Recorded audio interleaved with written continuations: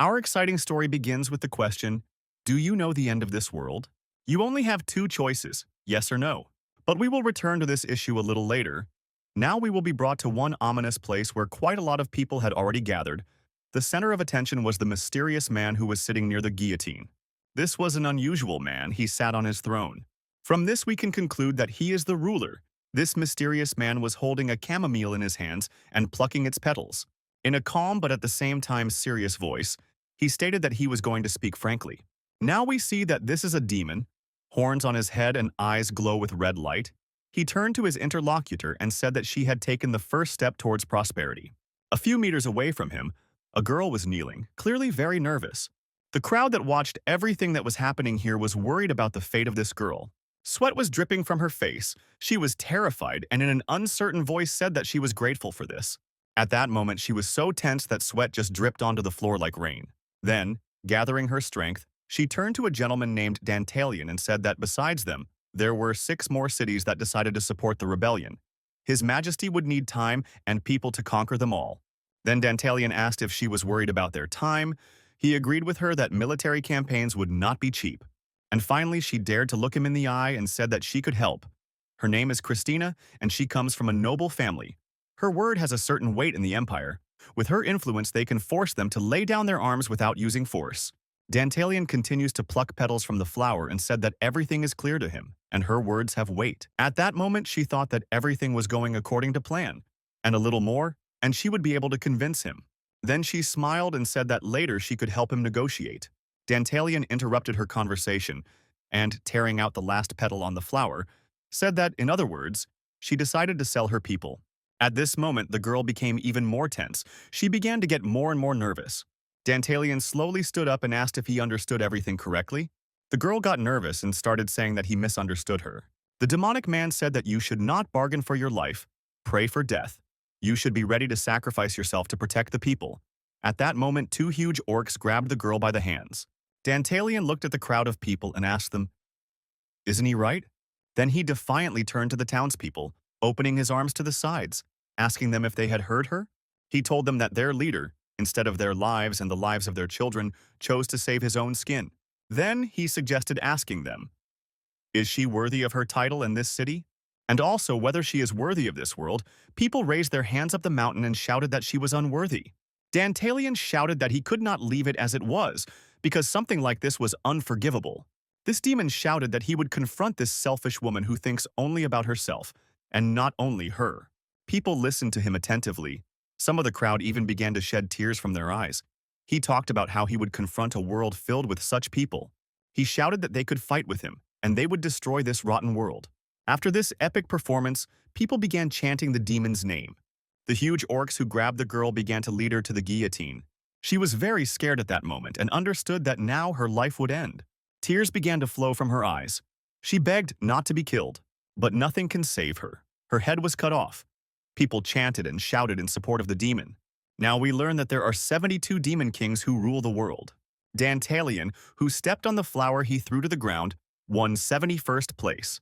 Dantalion is a lesser demon king. This is the beginning of a battle of wits. The following events take place in a different place. It was the Dark Dungeon.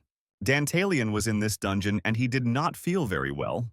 Looking around, he didn't understand why all this was happening to him. What to do, what happened? We need to go to one more place. This man with black hair always hated his father. He always wished him dead, and today his father finally passed away. And the cause of his death was a heart attack, a very sad end. But during his lifetime, he was a criminal. He was very often captured by the police for his crimes. He was also a womanizer, loved to go out and spend money on women. Despite all this, he was very greedy for money. He probably loved money more than anything in the world. He was a dirty stain on his son's life, and his death was the best thing he ever did for him. After his father's death, his son immediately began cleaning the house.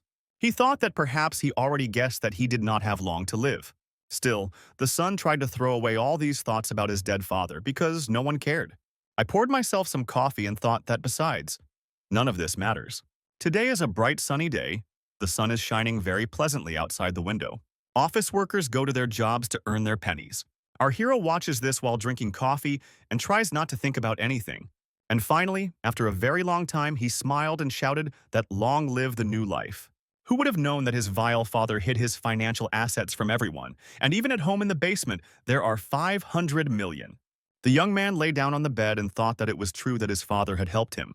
With that kind of money, he can get whatever his heart desires. He immediately thought that he wanted to buy himself a house and a car. Well, naturally, girls, a lot of girls. Is it worth wanting so much? But as it turned out, he didn't need any of this at all. Suddenly, someone knocked on the door and the man immediately jumped up from the sofa and shouted that he was coming. There was a courier standing there who wanted to tell that man to sign, but he jumped out of the door, quickly signed, and ran back into the house. The courier didn't even have time to understand anything, and the young man quickly jumped onto the bed. Thinking that he had the opportunity to buy whatever he wanted, he decided to remodel his bedroom, and it cost 30 million yen. He has 3 vows: no work, no friends, no wedding. Work is like a thorn in a thorn, and forgive me if he doesn't want to get involved with it. As for friends, maximum work colleagues with whom he went to a barbecue, and this eternal internal squabble with everyone already infuriates him. And the wedding. The other half with whom you vow to be together until your death. His vile, clueless dad has married 12 times in his entire life, and it makes his son sick. But his son is not going to follow the same path as his father. He will sit at home under a blanket and play games. This is the ultimate of his dreams, a real paradise. And he immediately loaded his games and decided to go through them to the maximum. 2 months have passed since then. He finished playing Dungeon Attack. This took him longer than he expected. During all this time, his house was an incredible mess. Then he wanted to see what else he had there and choose some next game. He wanted to try VR glasses. Suddenly, a pop-up window appeared on his plasma. It was written there that he had one unread message. The man did not understand what other messages he could receive. He blocked his friend list so that no one could write to him. He thought that this was some kind of message from the developers of that game. It was written that they thanked him for completing this game, and they were glad that he was able to complete it to the end. The man thought that this was a common act of politeness. The developers were also office employees. They were probably assigned the task of players. Well, thanks for trying. Then the following window appeared where it was written that in this regard, would he like to go through their questions? Our hero was not very interested when there, but he had a lot of time. The first question was, which girls does he prefer? Pretty ones or more mature ones? The young man asked himself in surprise, what kind of question is this? And then he began to choose what he liked best. Another question came up there, does he like being drunk or does he like beating people? There were some very strange questions here. He did not expect to see them. And then there were many more questions about what he likes. The simpler the better, the more complex. The more interesting, solve all questions with brute force, or solve them with the mind, keep other people's secrets, or use other people's secrets. Friendship is when they strive for the same goal, or is friendship selfless? The man thought that he had a bad feeling. And when will this all end? And it would seem that the last question was whether he knew the end of this world. I looked in surprise at what was written there and didn't even know what to answer. I thought that he had already cleared everything out. He even sometimes chose answers at random. And again, a new question came up where it was written, does he want to change the Exodus? He understood that this was no longer funny, but what the hell is this? And only now he realized that maybe this was a fake invitation from scammers. They want to extract all the money from him after this question. What fools? He shouted that he couldn't be fooled so easily. It's good that he didn't have time to press that button. But he had to do it. It was already destined. He saw a cockroach and screamed loudly. I tried to kill this cockroach and accidentally pressed the joystick. At the same time, when asked whether he wanted to change the outcome, he chose the answer yes.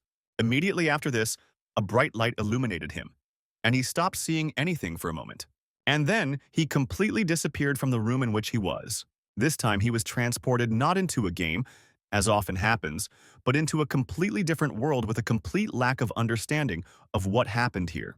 He looked at his hands and noticed that they were not his hands at all, and he also felt some kind of pain. Looking around, he was very shocked by what was happening.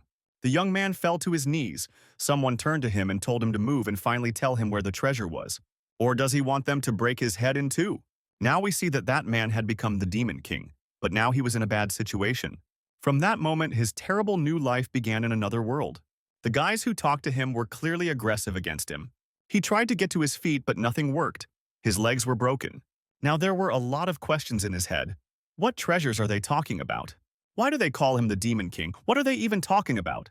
Besides, what kind of place is this? He was just at his home. There was blood coming from his mouth. He was all wounded, and it was very difficult for him at that moment. The man was trying to remember what happened. He was at home sitting on his couch, and suddenly something happened, but he couldn't remember. But now it doesn't matter. First, you need to understand this situation. For some reason, all this time he had the thought in his head that his father died not so long ago. Your whole body aches in pain, you can't run far with such legs. He was already thinking that with such prospects it looked like they would kill him here, but he tried to collect his thoughts. He needed to calm down and think. Never in his life had he strained his head so hard to come up with at least some kind of plan. Suddenly, he told those guys who were trying to harm him to wait. He thought that maybe he could find out information from them. He asked which demon king they were talking about. One of those guys approached our hero and grabbed him by the horn on his head. And then he approached him even closer and asked, "Has he finally lost his mind?" This blue-eyed man said that he was not the demon king Dantalian. He was some kind of horned wretch. Suddenly he remembered the survey that appeared on his TV. He began to understand that that survey was not just like that. It was the tricks of the devil. But now he felt like a hero who went on an adventure to defeat the demon kings. It seems he was cursed. He heard something like that once. Well, in a past life I played all sorts of games. Are all these games also from the devil who can transport you to his world? But in this world he feels very weak. And besides, he was just beaten and his legs were broken. And finally, he thought that now he is very similar to the weakest opponent whom the main character defeats at the beginning of his journey. He remembered that he was playing through a game that was very similar to the situation where he found himself now. When he completed it, these stupid polls appeared. And here he is, which means everything is correct.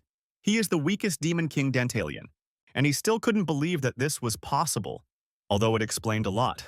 After all these rapid thoughts, he thought that if everything is as he thinks, then he should definitely be killed now.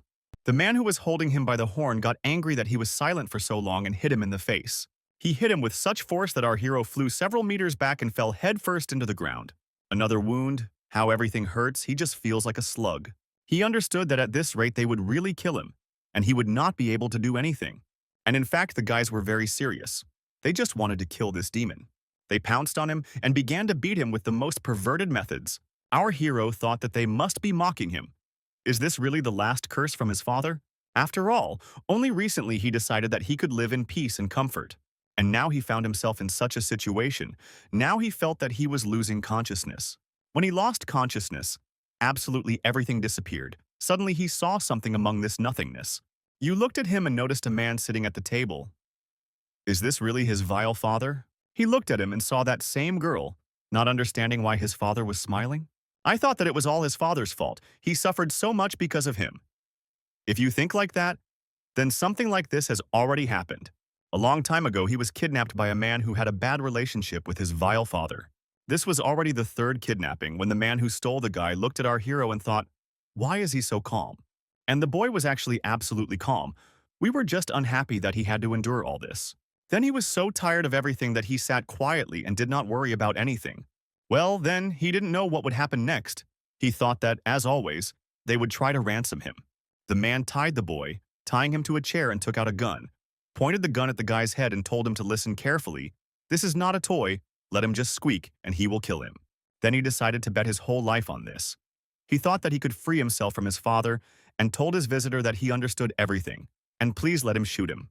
If the gun is real, then he won. The kidnapper shouted, "What is this fool talking about?" The boy grabbed the pistol that was in the hands of the kidnapper and put it to his forehead, telling him to fire a shot. If the pistol was fake, then he lost. From that moment on, the life stained by the sins of his father could finally end. The kidnapper was very scared of what this boy was doing. As a result, the kidnapper himself surrendered, and the boy thought that he had lost. But in the end, he realized something. In the end, the one with the stronger will survives. So it was, he had already forgotten everything about it. And now he is being beaten in this dungeon. The armed guys turned to the demon and told him to tell him where the treasure is. This is his last chance. One of those guys walked up to the half-dead demon and stepped on it with his foot. It is unclear whether, fortunately or unfortunately, he was not yet dead at that moment. Dantalian smiled. Some wild thought entered his head. He realized that he felt the same hopelessness as when he was a boy. He felt the same feeling as if he was going to die. He no longer cared about everything that was happening, and he decided that now he would do whatever he wanted. Dantalian began to rise. The man who stepped on him said that it looks like this demon wants to drag the treasures with him to hell. Then he said that his patience was over and called one big guy with a huge weapon to him. That big bald guy asked if he was sure that this needed to be done, but he still didn't admit it. The blond man said that he didn't care. They would find those treasures themselves. We need to finish this fool off now. The bald man with a huge hammer swung to end this once and for all. He was about to kill the demon, but suddenly he raised his hand and shouted that he agreed. The bald man stopped abruptly. He managed to react and did not kill the demon. The blond man who was about to look at the bloody mess was perplexed at what happened. The demon began to rise to his feet with a groan. He was about to say something. He said he would do anything, and finally he stood up on his feet and his eyes glowed red. He will do anything to survive. His face changed, and he became completely different. He got rid of the curse that was his father, and finally became free. More precisely, he thought so. But everything did not go as desired, as happens in life. Suddenly, he was drawn into a completely new world. He did not even suspect that this was possible. And the worst thing is that he woke up in the body of the weakest demon king. And in front of him stood a group of adventurers who were only interested in money. The situation could not have been worse. They would have killed him a little more and that would have been the end of the story. But he is no longer the same boy he once was. He barely had time to taste freedom. At that moment when he rose to his feet, which by the way were broken, he said that he would show them. He would show them where the treasure was, and he was going to survive at any cost. Those men who were there began to laugh loudly. Did he finally understand? They themselves were thinking that they would get theirs and then blow off this demon's head. Dantalion had no idea where these treasures were. He understood that even if he guessed right, they would immediately kill him without blinking an eye. Dantalion understood that he needed to somehow talk his teeth into them so that he would have time. After he got up, he immediately got down on his knee and said that he was admitting defeat. And then he said that the treasure is in the chambers of the Demon King. However, they are hidden behind a secret magical door that is not so easy to open. And the only one who can remove the spell from this door is Dantalion. He decided to act with cunning, hoping that he would still have some chance to survive. Suddenly, the steel of a sword flashed in front of him with lightning speed. Right in front of him, the same blond man stabbed his sword into the ground. And then he turned to the King of Demons and told him to listen to him carefully. If he collected them, then he is dead. Dantalion told his interlocutor that he understood everything. When he said this, those guys were happy and decided that the treasures lay in the chambers of the Demon King. It seemed to them that they would finally achieve their goal and be able to get what they wanted. Dantalion still knelt and watched them rejoice and thought that he had one less problem. But when the real battle begins, we'll have to come up with something new. But he understood that they would not kill him right now. He had time until they got there. Therefore, you need to quickly figure out what to do next in this situation. The adventurers walked forward and were impatient to quickly come to the place where the treasure was located, but since our hero had broken legs, he could not walk quickly, and they did not urge him on in any way. The blond man screamed, "Is he really trying to delay time? Did he want to die?" Dantalion walked and thought that at this rate he would die in any case. He thought that until they finished him off, he had to find a way to kill them. But how can he do this? There are 10 of them here. Not all of them are armed. And he looked around and thought that he might be able to take advantage of something. But after all, this is the demon's castle. Are there really not a single monster left here? And again, the man with blonde hair turned to our hero and told him to move faster. All this time he was thinking that as soon as the treasures were in his hands, the demon would be finished. Dantalion looked at his feet and saw that there were remains of monsters all around. Judging by the appearance, they had been lying here for a long time. What should I do? Apparently, they will have to rely only on their own strength. How much longer do they have to go before resting in the Demon King? Well, then he remembered that after all, he is an unusual person. He has an advantage. He is, after all, a demon of demons who have superhuman abilities that help them defeat their enemies. And if he really is now in the body of a demon, then this should work. But he still didn't understand what powers he had. But as often happens in Chinese culture, when you get into another body after death, you have a system. And our hero is no exception. It turned out that he also has a system with which he can track some details. And the first skill that he learned that he could obtain was the Eye of God. This skill allows you to see your location and the location of opponents, as well as traps and objects. This is a high-class skill that can only be obtained by defeating a sufficiently strong enemy. But thanks to the fact that he has a system, he was able to find a loophole thanks to which he can use this skill in only one place. The system made him understand that this skill can be applied in the dungeon itself, where you can learn the intricacies of battle, and this place is Dantalion Castle. This is a great opportunity to get some kind of advantage. It could really help him. The system gave him some details about his current situation. And the situation was no better. He was in a cave and there were no special effects here. He also does not have an army, and there are no inhabitants in this cave either. The sudden system also explained to him that the number of troops in the castle is 0.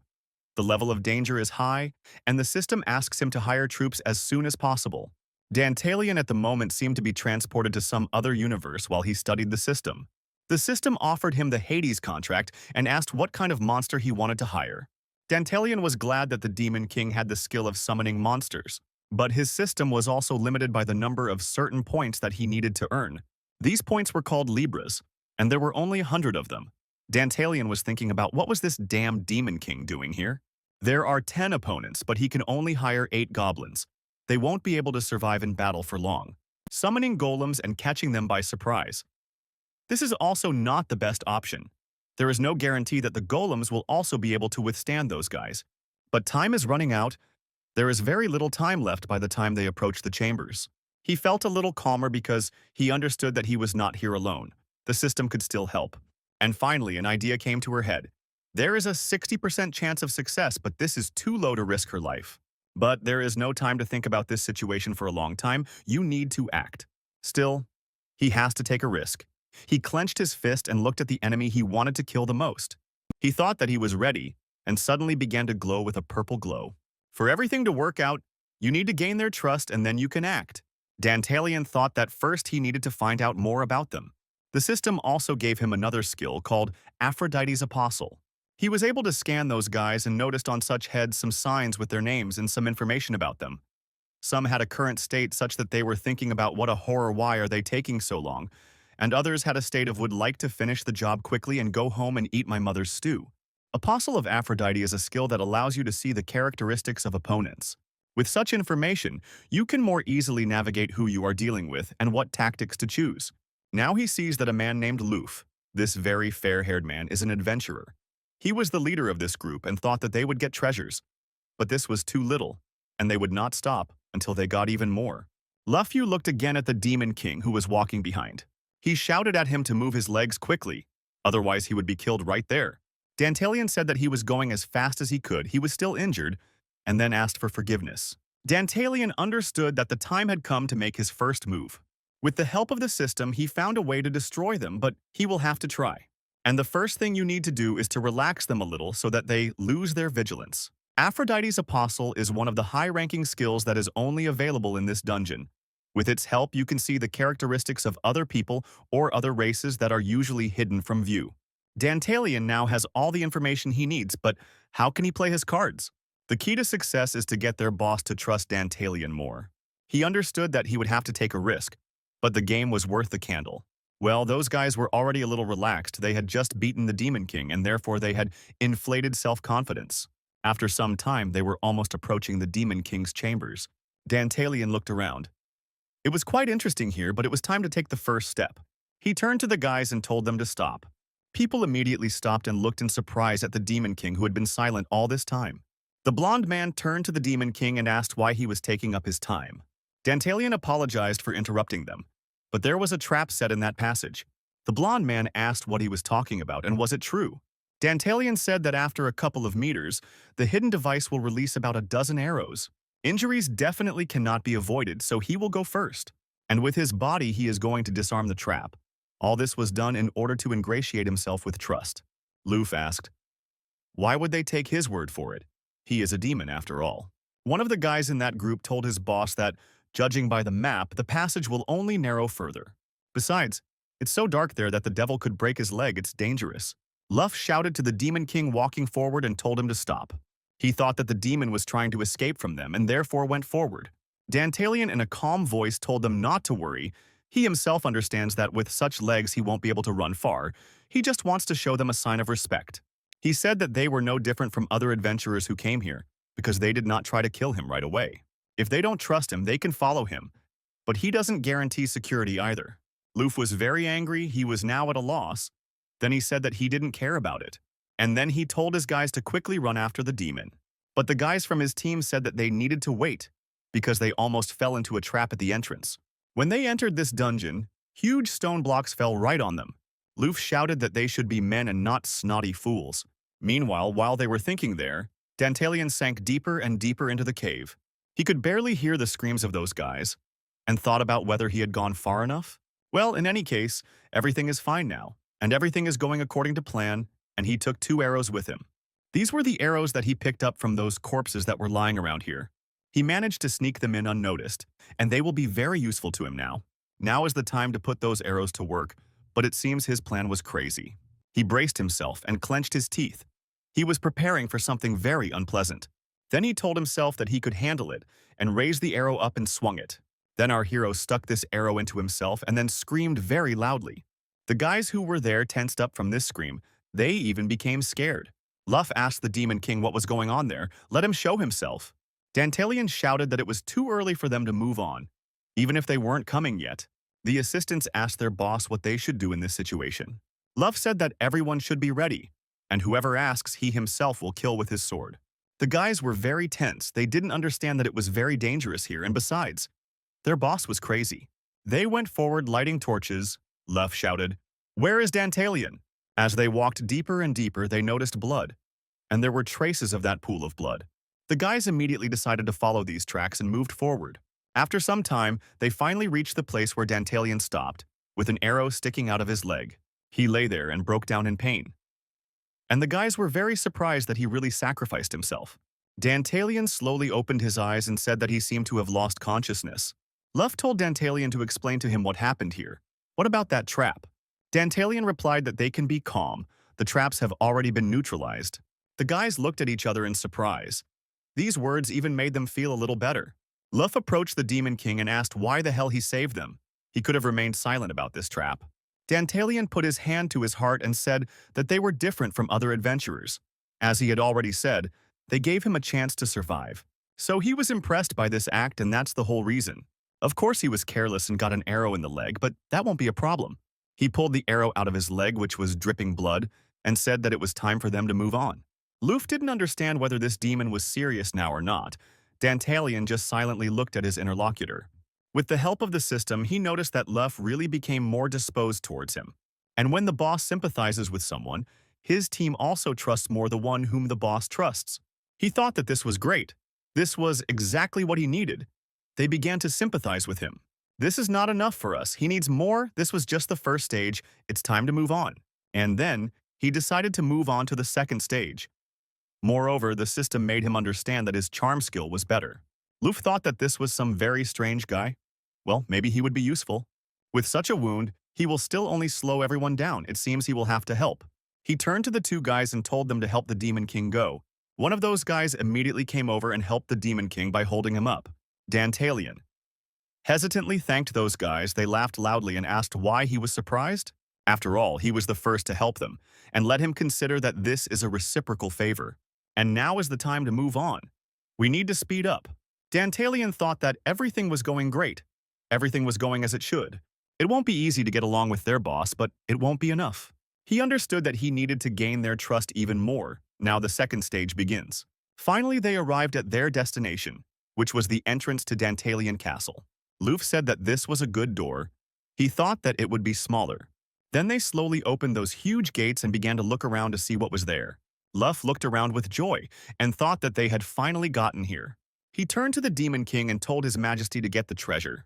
But suddenly they noticed that tears were flowing from the demon's eyes. This turn of events surprised them very much. They did not understand what was happening. The man who supported him and helped him walk asked why he was crying and what happened. Dantalian said that he could not restrain himself. This place reminds him of his comrade, or rather his family. Luff asked, "Do Demon Kings have families too?" Dantalian sobbed louder and louder and then said that of course he had a family. But that was a long time ago. Even he had a beloved family. There were people whom he considered his family. But it happened that they all died. This castle was inhabited by many different creatures. Different races could live here without fear of anything. But one day they came. A whole army of cruel warriors who destroyed everyone here. Dantalian was trying to escape at that time, running for his life and quickly running away. The armed knights aimed their arrows at him and are damn ready to kill him. Dantalian understood that he could no longer hide and would not have time to dodge. But he was covered by one of his assistants. It was a huge orc who turned to Mr. Dantalian and asked if he was safe. The entire back of this huge orc was pierced through and through by arrows. The orc understood that he could no longer survive. and told his master to save himself, and he himself would deal with them. Dantalian then tried to stop him and asked what he was talking about. He couldn't leave him. Suddenly there was another volley of arrows which again pierced the orc's back. The green and muscular warrior turned to his master and said that he would be fine. He told Dantalian to quickly leave here. The orc was already on the verge of death. Dantalian felt pain inside himself. He was very sorry to lose such a member of his family. He began to walk, trying to hide, and the orc, who understood that he was already finished, turned around to fight the whole army alone. They all sacrificed their lives to save him that day. He told it all so captivatingly that those guys also began to feel sad and thought that they felt sorry for him. One of the guys said that he thought the demon kings were terrible, but it turns out they also have feelings. This demon mourns his comrades. This man told everyone else that he thought Dantalian was a good demon. At the same time, Dantalian, using the system, noticed that a man named Jack felt even more sympathy for him. And also the other guys who were here also began to sympathize with him more from such a story. Luffy remained silent and then said that the story of this demon was different from what he had heard before. This girl said that the Demon King is a heartless bastard. And again a system appeared that showed that Luffy also felt even greater sympathy where, then he thought that what difference does it make to him? He is more interested in whether he can benefit from this? Dantalian stopped crying and turned to the guys and then said that he was grateful that they brought him here. He looked at them with a mysterious look and said that he was right after all. He was not mistaken. After all, they are not like those adventurers who killed his family. He also said that he believes that even the souls of the dead were able to rest in peace after seeing their nobility, and therefore his life and the treasures of this castle now belong to them. They walked a little further and finally reached the throne where the Demon King usually sat. He said that as they were promised, let them allow him to give them the treasures of this castle. Luffy smiled and said, "Where are these treasures?" Dantalian said that as he already said, the treasures are hidden with the help of magic. And now he is going to remove the spell to gain access to these treasures, but now he asks them to move back a little. The head of the adventurers turned to the guys and told them to quickly do as the demon said. And finally they moved quite far away and that was enough. Dantalian said that it was a hard journey but they did a great job. He thought that everything was going according to plan. He would deal with them a little more. And so it's time to add the final touches. Everything is clear with the statistics, but the treasure was never here. After all, by the time our hero was reborn, Dantalian only had 100 libras left. However, this is enough to fool them. That's all he needs. The system offered him that he could exchange 1 libra for 10 silver coins. The system also informed him that, according to the laws of the system, all written-off items appear in front of him. He decided to take advantage of this and write off 76 libras to exchange them for silver coins. Dantalian began to demonstratively talk about the fact that he is the 71st Demon King and the ruler of these Dantalian lands. In his own name, he gives them these treasures as a brave hero. He raised his hand up and everyone froze in anticipation of what would happen next. Suddenly, out of nowhere, silver coins began to fall. As if from an unknown portal, these coins fell like rain. People were very surprised, they did not believe their eyes and that this could really be true. The blonde head of these guys began to laugh loudly. Is this not a dream? A lot of coins just started pouring out of nowhere. It's great. People thought that they had succeeded. They immediately fell to the ground and began to quickly collect those coins. A man with blonde hair and a green vest was happy and thought that finally they had the money in their hands. He started laughing as if he was going crazy, but it seemed good. Adventurer Luff's sympathy level has increased by another 50 points.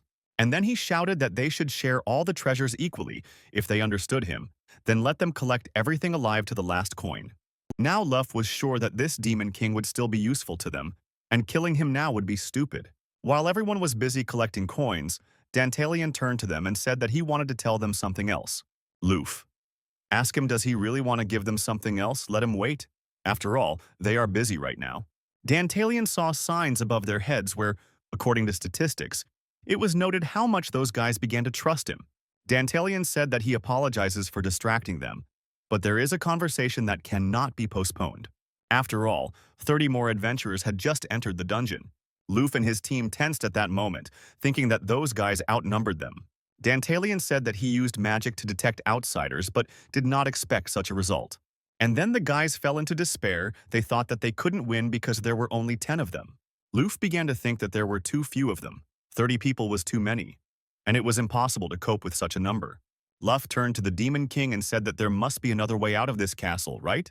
Dantalian looked down and said that no, there is only one way out. The guys started to get nervous and thought that they were trapped. Is it really going to happen like this? One of them said that they could not put up against 30 adventurers, they would be overwhelmed by numbers, what should they do now? The guys began to despair, and their leader was thinking about what to do in this situation. Dantalian turned to the captain and said that he had an idea. If they can't escape, then all they have to do is meet them face to face. Luffy looked at his interlocutor in surprise and asked him what he meant. Dantalian. Ask him if they have a map, then the man answered him that they have a map. Dantalian replied that unfortunately he could not predict which route they would take, but still, he can become bait for those guys to go after them.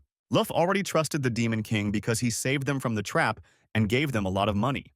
Dantalian said that judging by their number, this is a military detachment, which means they probably also use magic. If this is so, then the first thing they will do is follow his magical trail. From these chambers there are 3 paths to the exit outside.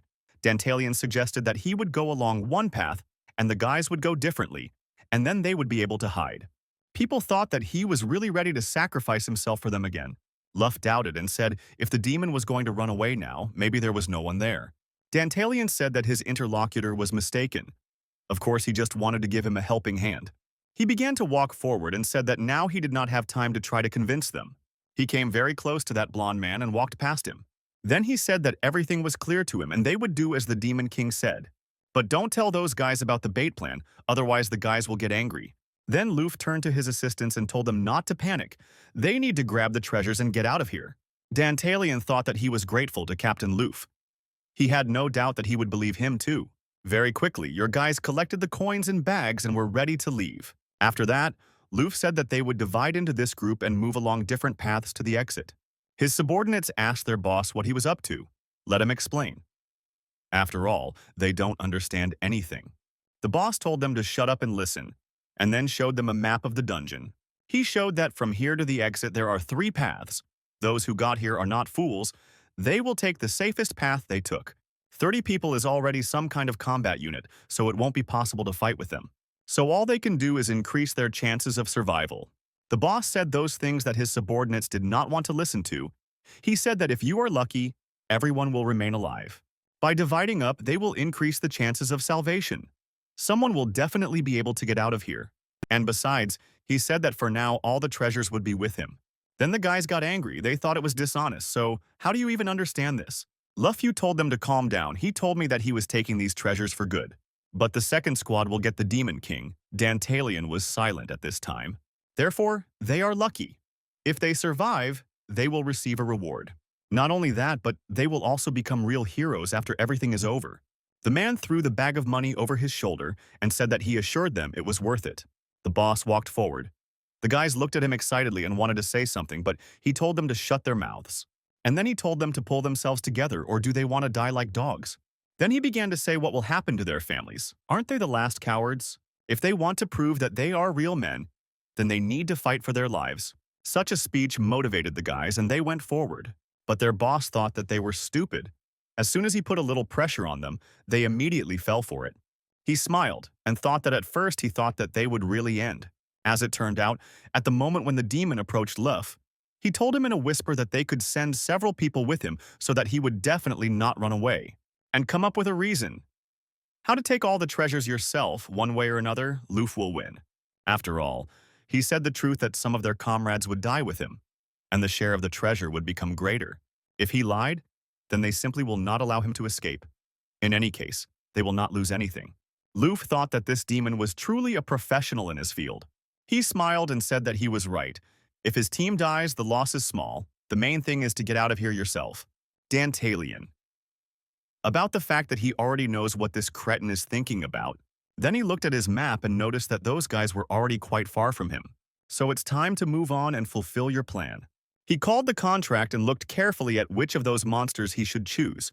After all, he was going to finish off those guys by summoning several demons.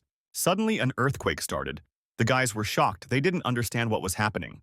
They were all very frightened and in bewilderment asked the demon what was happening here. A pentagram began to appear right in front of them, from which a strong wind was blowing. There was also a lot of dust. Their torches were extinguished. The guys closed their eyes. The man who helped the Demon King walk on his feet asked him what was going on here. But suddenly the Demon King grabbed his face so that he could not speak.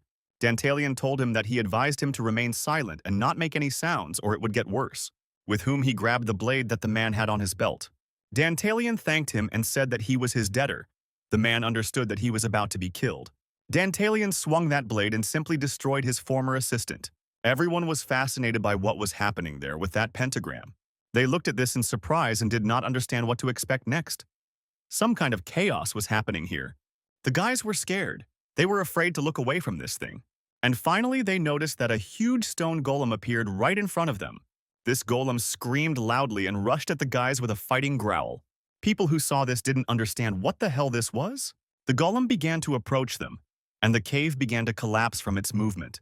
The guys understood that they needed to run, and the sooner the better, they panicked. The golem hit someone hard. A lot of dust rose in the air. One of the guys cleared his throat and looked around.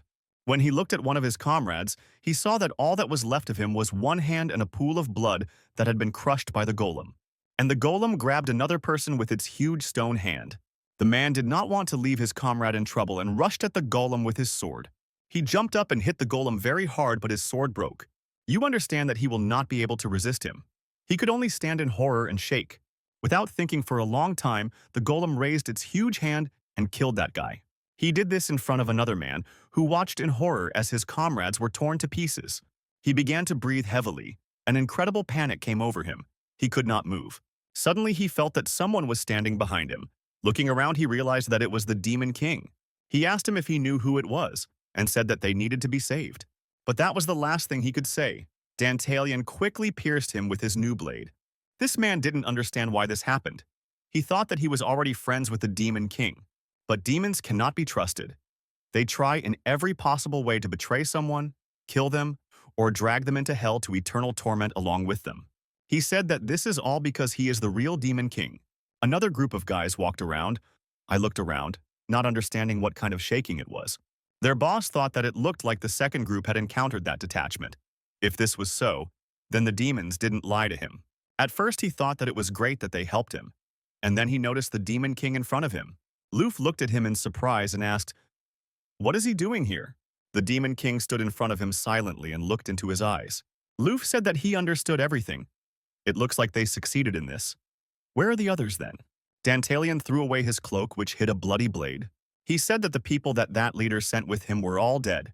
Luffy started to look panicked, and then asked why Dantalian was here then? If this is a joke, then it's not funny to him at all. Dantalian said that he probably already understood everything, but he doesn't want to admit reality. And then he said that his guess was correct, it was Dantalian who killed them all. Luffy got even more angry. He asked what the demon was saying. Let him repeat it again. Dantalian tells them that these gentlemen who came here are all complete idiots. They should have seen their look before death, which was full of trust in Dantalian. Luffy said that this bastard deceived everyone. He used them. And our hero noticed how their trust had dropped to zero. Dantalian smiled and said how lucky he was that they turned out to be stupid monkeys.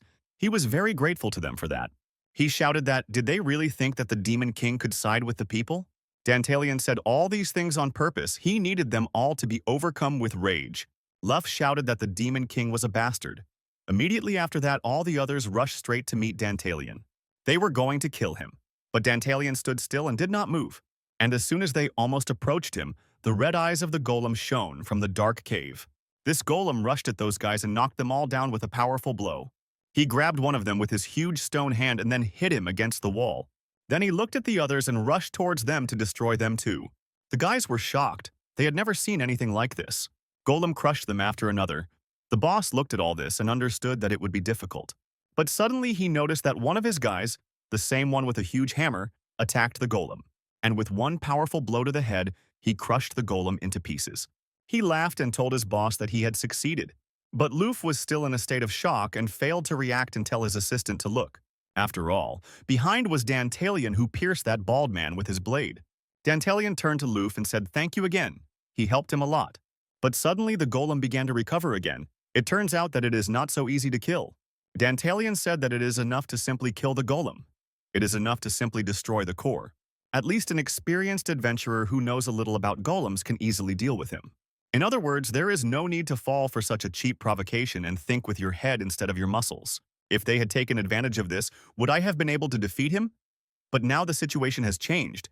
Dantalian asked what this boss will do now. Luff was shocked by what happened, thinking about why this demon has changed so much. After all, in front of him now is not the one whom they kicked, now in front of him is the real Dantalian. But still, this fair-haired man was not going to give up too soon. He was not going to die in this place. He definitely wanted to survive, and he did not get out of such troubles. And this time, too, he can get out of it at any cost, and then he turned to the Demon King. He threw away his weapon and said that again he had to admit it, but he accepted defeat. Then he fell to his knees and said that he was giving up. Then he said that he would let the demons kill him. Dantalian held the bloody sword in his hands and said that if this is really true, then this is exactly what he will do. And then he began to slowly approach his opponent to kill him. Luffy bowed his head, but now he was not going to give up after all. It was part of his plan. He thought that this fool had been caught, if only he would come closer. Who is he anyway to try to kill Luffy? As it turned out, this was not his only weapon. He thought that today this Demon King would die and not him. He hid the blade behind his back. Dantalian, meanwhile, again summoned Hades' contract to hire a new monster. Dantalian was getting closer and closer, and the man was thinking that a little more and he would be able to get out of here. He already tried to take out the dagger and kill him, but our hero could read thoughts using the system. But after a while, Dantalian suddenly stopped, and his opponent became nervous. Dantalian addressed Luffy while he stood at a distance. Our hero told his opponent that his opponent had it all written all over his face. Dantalian laughed loudly and said that this time he really was finished. Dantalian was furious. He understood that the demon seemed to be able to read minds, but this was nonsense. This would not happen. He jumped up from his seat and shouted that he would not lose, while he decided to hold his blade in his hands. He runs towards our hero very quickly in order to pierce him and tear out his intestines. But suddenly he lost his balance and began to fall headfirst to the ground. I looked at him and noticed there was some kind of mucus on his leg. Where the hell did this creature come from? They were here all the time. Why didn't they see it? And then Dantalian took another step forward. Luffy tried to jump up to kill the enemy. But he didn't expect that. On the other side, a golem approached him and grabbed his hand. Luffy understood that he could not cope with the golem. He screamed very loudly. Dantalian thought that everything had worked out exactly according to plan. Meanwhile, his opponent was screaming loudly in pain. Our hero thought that it was good that he left a few points for the slime. I can't even believe that everything went so smoothly. Then he said to his opponent, "How does he feel when someone who was considered a weakling crushes you into powder?" The Demon King looked at his opponent and asked him what it would be like to experience such a death. Luffy, meanwhile, was thinking about when and where did he make a mistake? Did this really happen at the moment when he decided to postpone killing him? Or was it a mistake that he took the castle card from that woman? But probably the most important thing is that the challenge thrown to Dantalian was a mistake. And now he realized that no one should have gone against him. He is the king of demons. After this murder, our hero found himself again in some completely different space. I don't understand where he is. There was a lot of white smoke there, and he saw his father who told him that his son should be ready. Dantalian did not understand what was happening. Again, his father appeared in front of him. What did he want? Let him go to the next world. But his father smiled and said that no matter what further decision his son made, his life would still be 100 times worse than his father. Dantalian waved his hand and wanted to hit his father so that he would disappear. He thought about his father shutting up because he was infuriating him, told him to leave and never come back. And so he began to come to his senses that someone had touched him, and then someone called him Mr. Dantalian. Opening his eyes, he saw a pretty cute girl in front of him and woke up. Our hero did not understand who she was. He was lying in bed and his wounds were bandaged. She thought that he was not fully awake. Then she used some kind of magic and a piece of paper appeared in front of her. She wanted to get straight to the point. She told him that 2 months ago she lent him 100 Libra 100. In addition, the interest on the loan is currently 96 Libra. That is, altogether it comes out to 196, and she asked him to pay off the debt today. Our hero didn't understand what she was saying at all, and besides, was it really this woman? He tried to bring everything down to a cop. It all started 3 weeks ago when he was pulled into this world. The body of one of the weakest Demon King's ranks last. Opening his eyes, he saw in front of him a detachment of adventurers already growing towards his death. And then he put his own life on the line for the chance to destroy them. When he killed the last interest, he fell to the ground with his sword stuck in the ground. He felt very tired. Besides, he had lost a lot of blood and thought that it was finally all over. A system appeared in front of him and informed him that his level had been increased and he had 100 Libra. Now he has a choice of what skill he wants to gain. And besides, the system reported that now after killing this person, all his skills are cancelled. But he can choose one of the proposed skills. He thought that this looked like the beginning of his development in this world. Is everything really just beginning? He didn't want to talk about it. But would he be able to survive in Dantalian's body in this case? At the moment, there is no guarantee that he will be able to return to his world. So all he can do is continue to try to survive here? Then it is important to choose the right skill. Which one suits him best? Damn skills, for example, the Eye of Zeus, Contact of Hades, Legacy of Kronos, Apostles of Aphrodite, Apostle of Ares, Hearing of Hera, Hand of Poseidon, Sweeping Legs, Apostle of Apollo, Apostle of Drems, Apostle of Dionysus. After considering all this, he decided that he wanted to learn a skill called Apostle of Aphrodite, from which the skill would allow him to see the statistics of his opponents and the level of their sympathy for him. There is even the ability to read their thoughts. This is a very convenient skill. Therefore, he decided to take him. He was lying leaning on the golem. And so he felt very tired. He began to fall, and the golem supported him. He had a strong fever and felt like he was losing consciousness. Looking around, I thought it was like I hadn't slept for several days in a row. The golem held him in his arms. She was a hero and told him to let him lie down for a while. Right now, he really wants to sleep. Having said this, he immediately fell asleep. When he woke up, the next thing he remembers is being in bed. This was Dantalian's room. Everything was scattered here and some things were destroyed. Probably the golem took him here. Our hero hoped that recent events were just a dream, but he is still in this body. And he remembers perfectly what happened. Our hero came up to the window. He wondered if he could survive in the body of the Demon King. Ignoring my disturbing thoughts, a new troublemaker immediately appeared. It was a girl with an icy gaze. She was clearly also a demon, and her name was Lapis Lazuli. Dantalian sits on his throne and speaks to my interlocutor that he repeats again that he did not borrow any money. But the lady with an icy look said that after all, let him forgive her for her rudeness, but she doesn't understand why he says that. 2 months ago, he took out a loan from their trading company. She is absolutely sure of it. She also showed him proof in the form of a promissory note, but it clearly stated how much he borrowed at what percentage. Dantalian thought that nothing was working out for him. They had been walking in the same circle with her for a week now. First, he was attacked by thieves and now by debt collectors. The world couldn't be worse. But why should he give anything away? Sort out this mess for Dantalian? Dantalian turned to the girl and said that they needed to start with the fact that they themselves were the first to be stupid. There was no need to lend to such a fool. And then what are you thinking about? And asked his interlocutor, can she answer him one question? She said that she was listening to him carefully. Dantalian told her if she knew what would happen if he did not repay the debt. She replied that she knew what would happen. Firstly, he would be declared bankrupt. Dantalian thoughtfully asked what would happen after he was declared bankrupt. She told him that then their trading company would have all the rights to own the Demon King's castles, and then they will give him several small instructions and he will be obliged to carry them out. He will also have to listen to their instructions unquestioningly. Dantalian said that he understood this, and then said that he wanted to ask one last question. He asked the girl what day it is.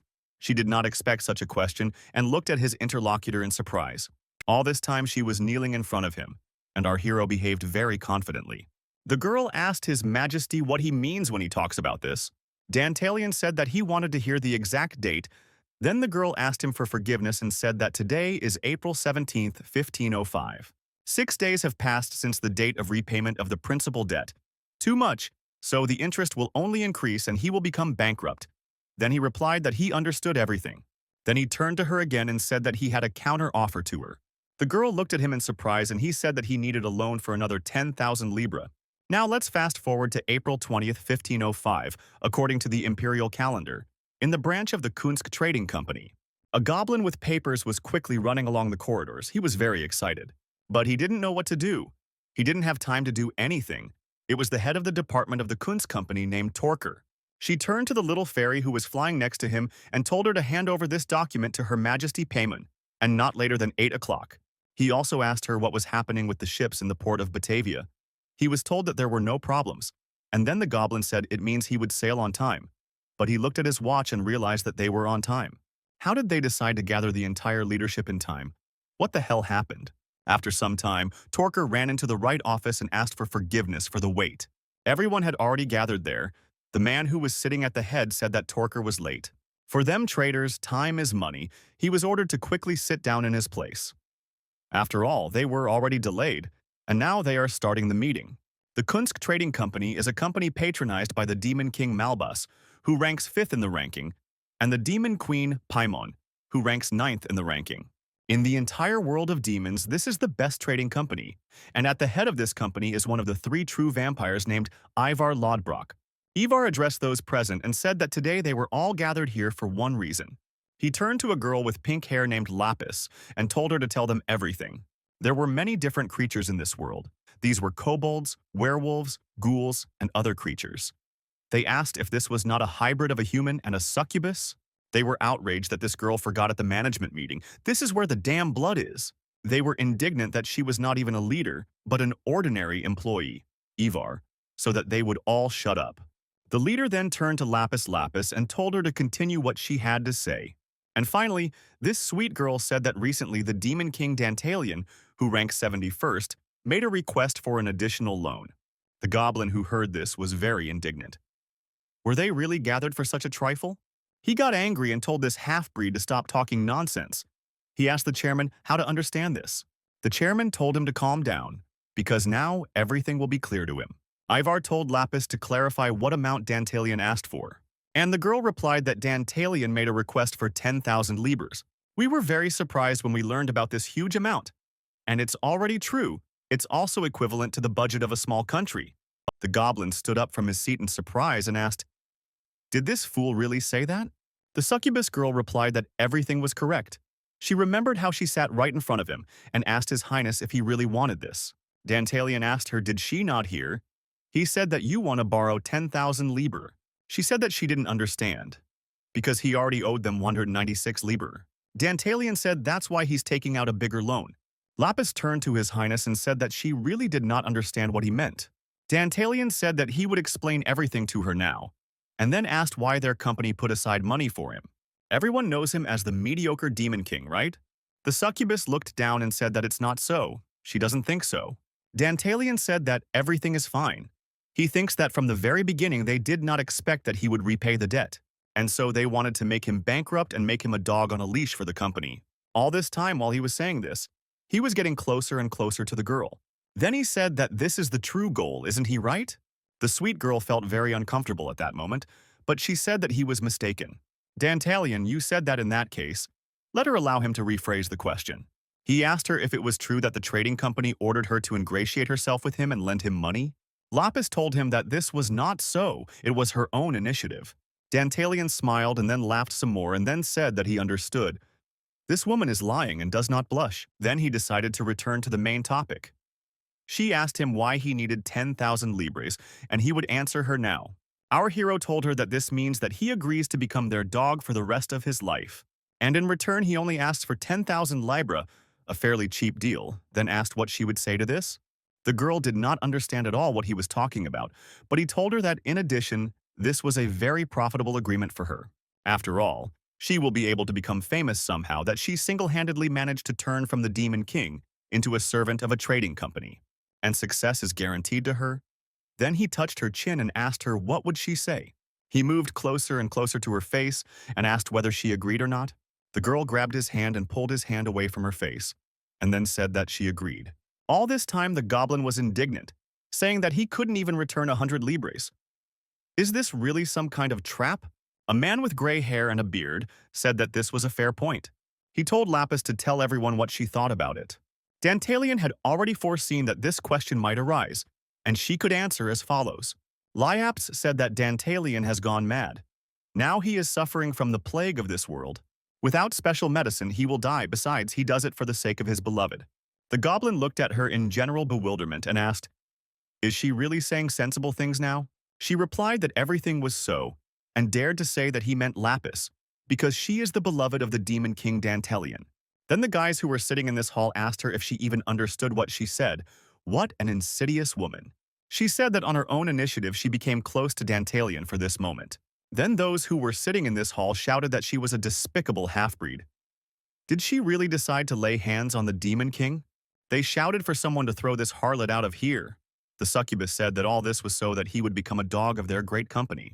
Everyone in the hall started laughing loudly, especially Ivar, who said that this was excellent.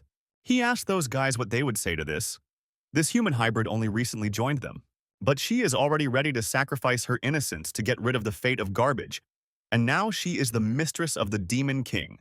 Ivar laughed so hard that his eyes turned red and shouted that this was simply excellent. They in this company really value the merits of their subordinates. At first, he could not understand why she gave a loan to this reckless Dantalian. But now everything has become clear to him, and they will provide him with special funding. Now the head told Lapis to return back to the Demon King's castle and tell him that they will give him 10,000 libra as he wishes. May 3, 1505 according to the imperial calendar, trade city of Kairos.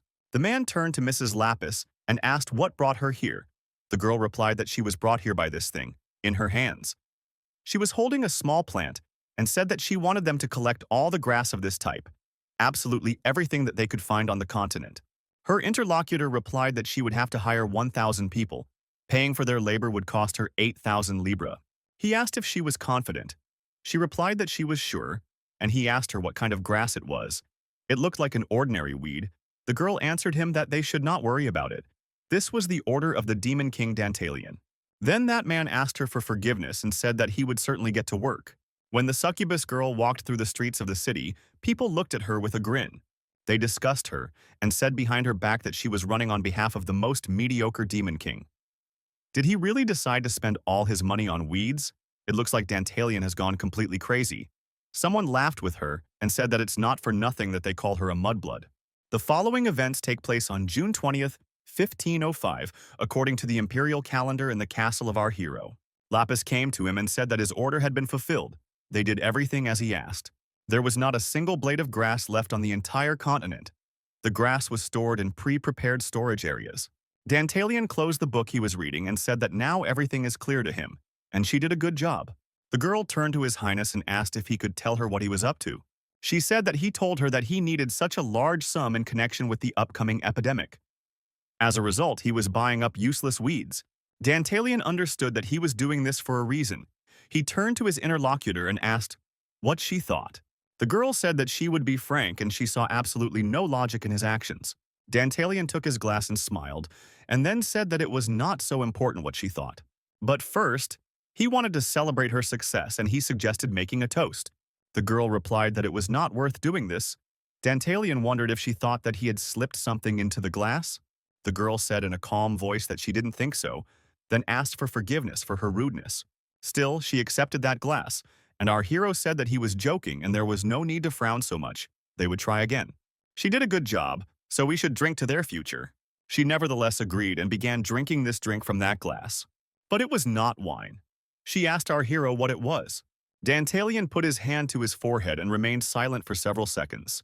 Then, he looked at the girl and said that this was the fruit of her labors, a decoction of collected herbs. And then he asked her how she was feeling and was she warm. "It tastes pretty good," the girl asked His Majesty. Is he really joking? Dantalian is no joke. The trading company should already know why he took 10,000 libra. They believe that he has gone crazy and is making a cure for a non-existent disease.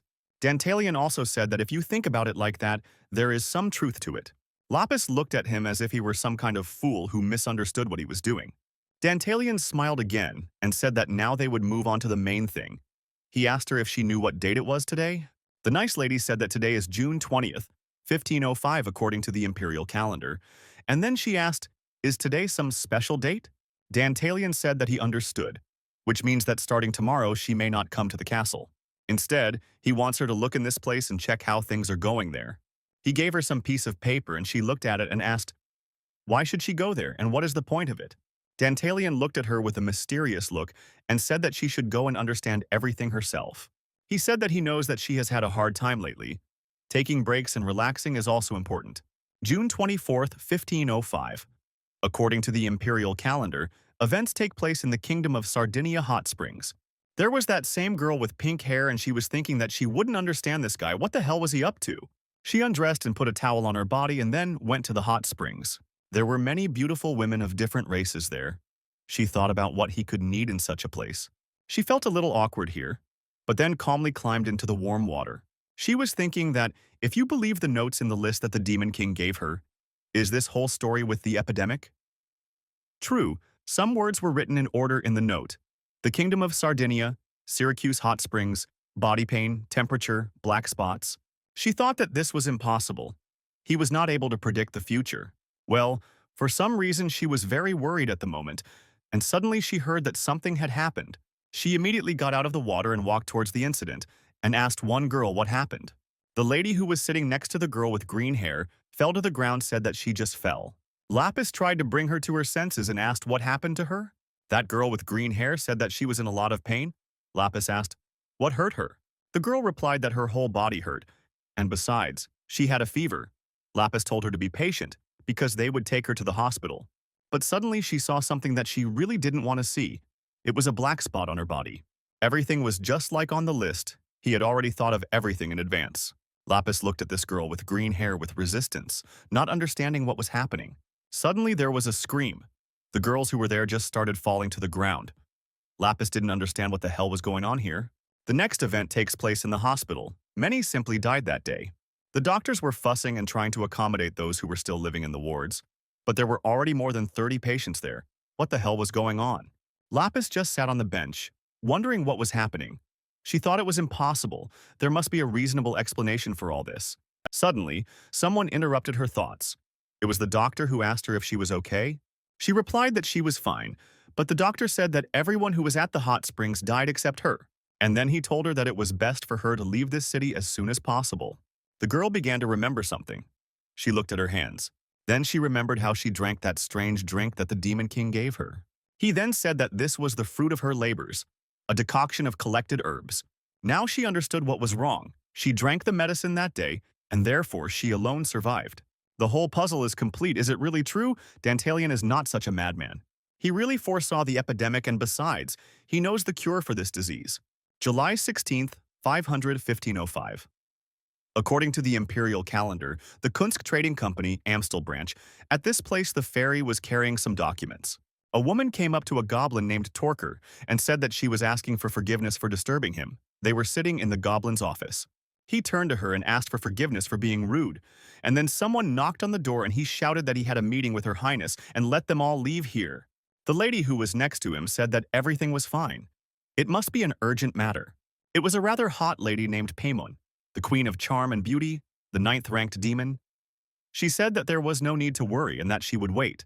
The goblin said that he was sincerely sorry, and then asked the one who was behind the door to tell him what they wanted. And she said that the main office had recently contacted them, and while she was carrying those documents, it was clearly difficult for her. The goblin took the documents and began to read, then said that if there was some kind of nonsense in there, then he was a corpse. Suddenly he saw that it was written there that an outbreak of an infectious disease had occurred. The disease had spread throughout the kingdom of Sardinia, the first focus of infection in Syracuse. In the coming days, the disease would reach neighboring countries. The mortality rate was 80%. The lady who was sitting opposite the goblin asked what's going on. He also read in the same message that there was information that the Demon King Dantalion has remedies against infection. On his orders, their specialist Lapis organized the collection of herbs necessary for the medicine throughout the continent. The current value of Dantalion's property is estimated at approximately 3 million gold coins. An urgent meeting of the board of directors has been scheduled. Then the lady with the horns stretched out her hand and said, "Damn, let her look at something written." Naturally, he immediately gave her this sheet of paper and she began to read what was written there. The goblin looked at the lady with fear and asked her what she thought about it. The hot lady with horns smiled. She seemed not at all excited and said that it was interesting. And now, let's go back to our hero who is standing at the window and looking into the distance. He saw that a storm was approaching. He was thinking about something, but did not expect that guests would come to him. The door opened and Dantalion noticed that the succubus girl had returned to him. He asked her if she was able to relax in the place where she was. She stood in front of him and was silent without saying a single word. Dantalion looked at her and said what happened to her. She looks pale. He believes that she didn't like the hot springs. The girl finally spoke and said, "What does he mean?" She told him to avoid answering. Why did the epidemic happen? The herb he told her to collect turned out to be a miracle cure. It started to rain heavily outside. Dantalion asked his interlocutor, "What is she talking about? Why is she surprised? Didn't he warn her about this?" But she's right. From the very beginning, he knew what would happen next and what awaited them. It turns out his system told him some events that could happen in the future. The system took him to 1515, when the whole world plunged into darkness. The whole world was plunged into darkness. An outbreak of epidemic occurred at the hot springs of Syracuse in the summer of 1505. And only a year later it turned out that black grass has miraculous properties and is a cure for the plague. Before that, it was considered an ordinary weed. Our hero found himself in exactly this period of time. Knowledge about this era turned out to be incredibly useful. When the girl came to him with a promissory note, he noticed the required date there. He definitely wouldn't have been able to cope without this girl who came here. And so he turned to her and asked what the trading company said about all this. She said that there is real chaos in the company now. It's more like an enraged hive. The entire leadership had just been called for an emergency meeting. Dantalian said that it was clear why. Dantalian approached the girl and asked why she was standing here and not running there as fast as she could. Why did she come to him? And then asked, does she think it's dangerous for her to return there now? The trading company probably thinks that this was impossible. Who can predict the beginning of the epidemic? So someone deliberately released this disease into the world, but who did it and why? And they all have an answer? Lapis did it. They will think that she crushed the stupid Demon King by becoming his lover, after all. She herself told them that she could make him an obedient dog of the company. And then there was such a coincidence, she found herself at the right time in the place where the plague began. Earlier, she had searched the entire continent in search of a miraculous herb. All this looks very much like betrayal, and most likely they are already thinking about it that way. Since she came here and not to the company, she herself should understand this. Now the girl was truly frightened for the first time. She felt in a hopeless situation. Lapis reflected that her birth itself had treated her like garbage. She had to work tirelessly to achieve this position and prove to everyone what she was worth. And now, all her efforts were in vain. Everything she had strived for so long collapsed in an instant. She was interested in the question of who he was, as if what was in front of her now was not the demon she knew before. Now her head is covered with the thought of, what if this is not Dantalian at all? Our hero told his interlocutor that now she has only one path, she can bow before him. If she does this, he will give her real power. All medicines will be transferred under her control. She looked at him in surprise. Now there was a turning point in her life. Dantalian said that this world is destined to face an epidemic. Many will die. Women and children, rich and poor, death spares no one. And those who considered her a mudblood, including, they will desperately look for a way to survive. And they will all come to her with a great desire to make a deal. Half man, half demon. So who was considered trash now holds in his hands the lives of hundreds of thousands of people. Our hero asked her if she wanted to have this power. What was her decision? The girl thought that she couldn't do this. She shouldn't agree. She felt that for some reason her heart was beating very quickly. At first she was very worried. Then something happened. She smiled and stood on one knee in front of our hero, agreeing with him. She began to say that she was entrusting her life to him. From now on she would faithfully serve the Demon King Dantalian. After all these words, she kissed the hand of her new master. Dantalian said that in exchange for her sincere confession, he would guarantee her a seat in the front row. The following events take place a week later. Lapis prepared a delicious meal for her king. While she was carrying this food, she was thinking about some things that I did not so long ago. The girl constantly replayed in her head the idea that she had entrusted her life to him. So she approached his chambers and said that she had brought him lunch. Well, no one opened it for her for a long time, and she just stood in front of the door for several seconds. She then asked him for his trouble and entered the room. Since the Demon King became her new master, he either reads the books that were in the castle, or he was just sleeping. Like now, he fell asleep right at the table reading a book. He began to turn around and the book fell from his head. The girl stood and looked at him for a while. She didn't understand him at all. She really wanted to know what was going on in his head. Now let's go back 6 months. She contacted him and wanted to get a promotion in the company. Then, the girl with pink hair introduced herself to the demon and said that she was a representative of a trading company and told her what her name was. But the demon did not want to listen to her and closed her mouth. He said that he was not interested in the name of some pathetic female with dirty blood. He was busy now and wanted her to speak faster. Then she remembered that he was still that kind of trash, as she had expected. As soon as she showed him the money, he immediately pounced on it. And all that remained was to tell whoever needed it that treasures had appeared in the castle of the Demon King. And as it turned out, then she told Luff about these treasures, who went to kill the Demon King and take the treasures.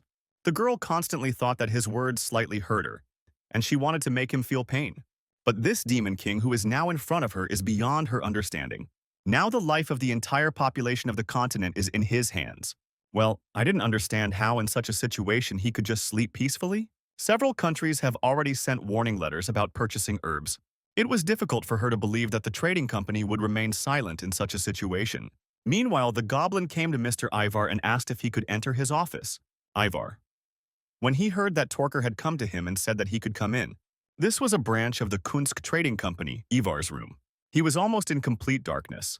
Next to him stood a candlestick on which candles were burning, and he told the goblin to sit down next to him. A whitish man with a beard asked his interlocutor, "What is the situation?" The goblin replied that the situation could not be worse. The epidemic continues to spread. It is only a matter of time before the plague engulfs the entire continent.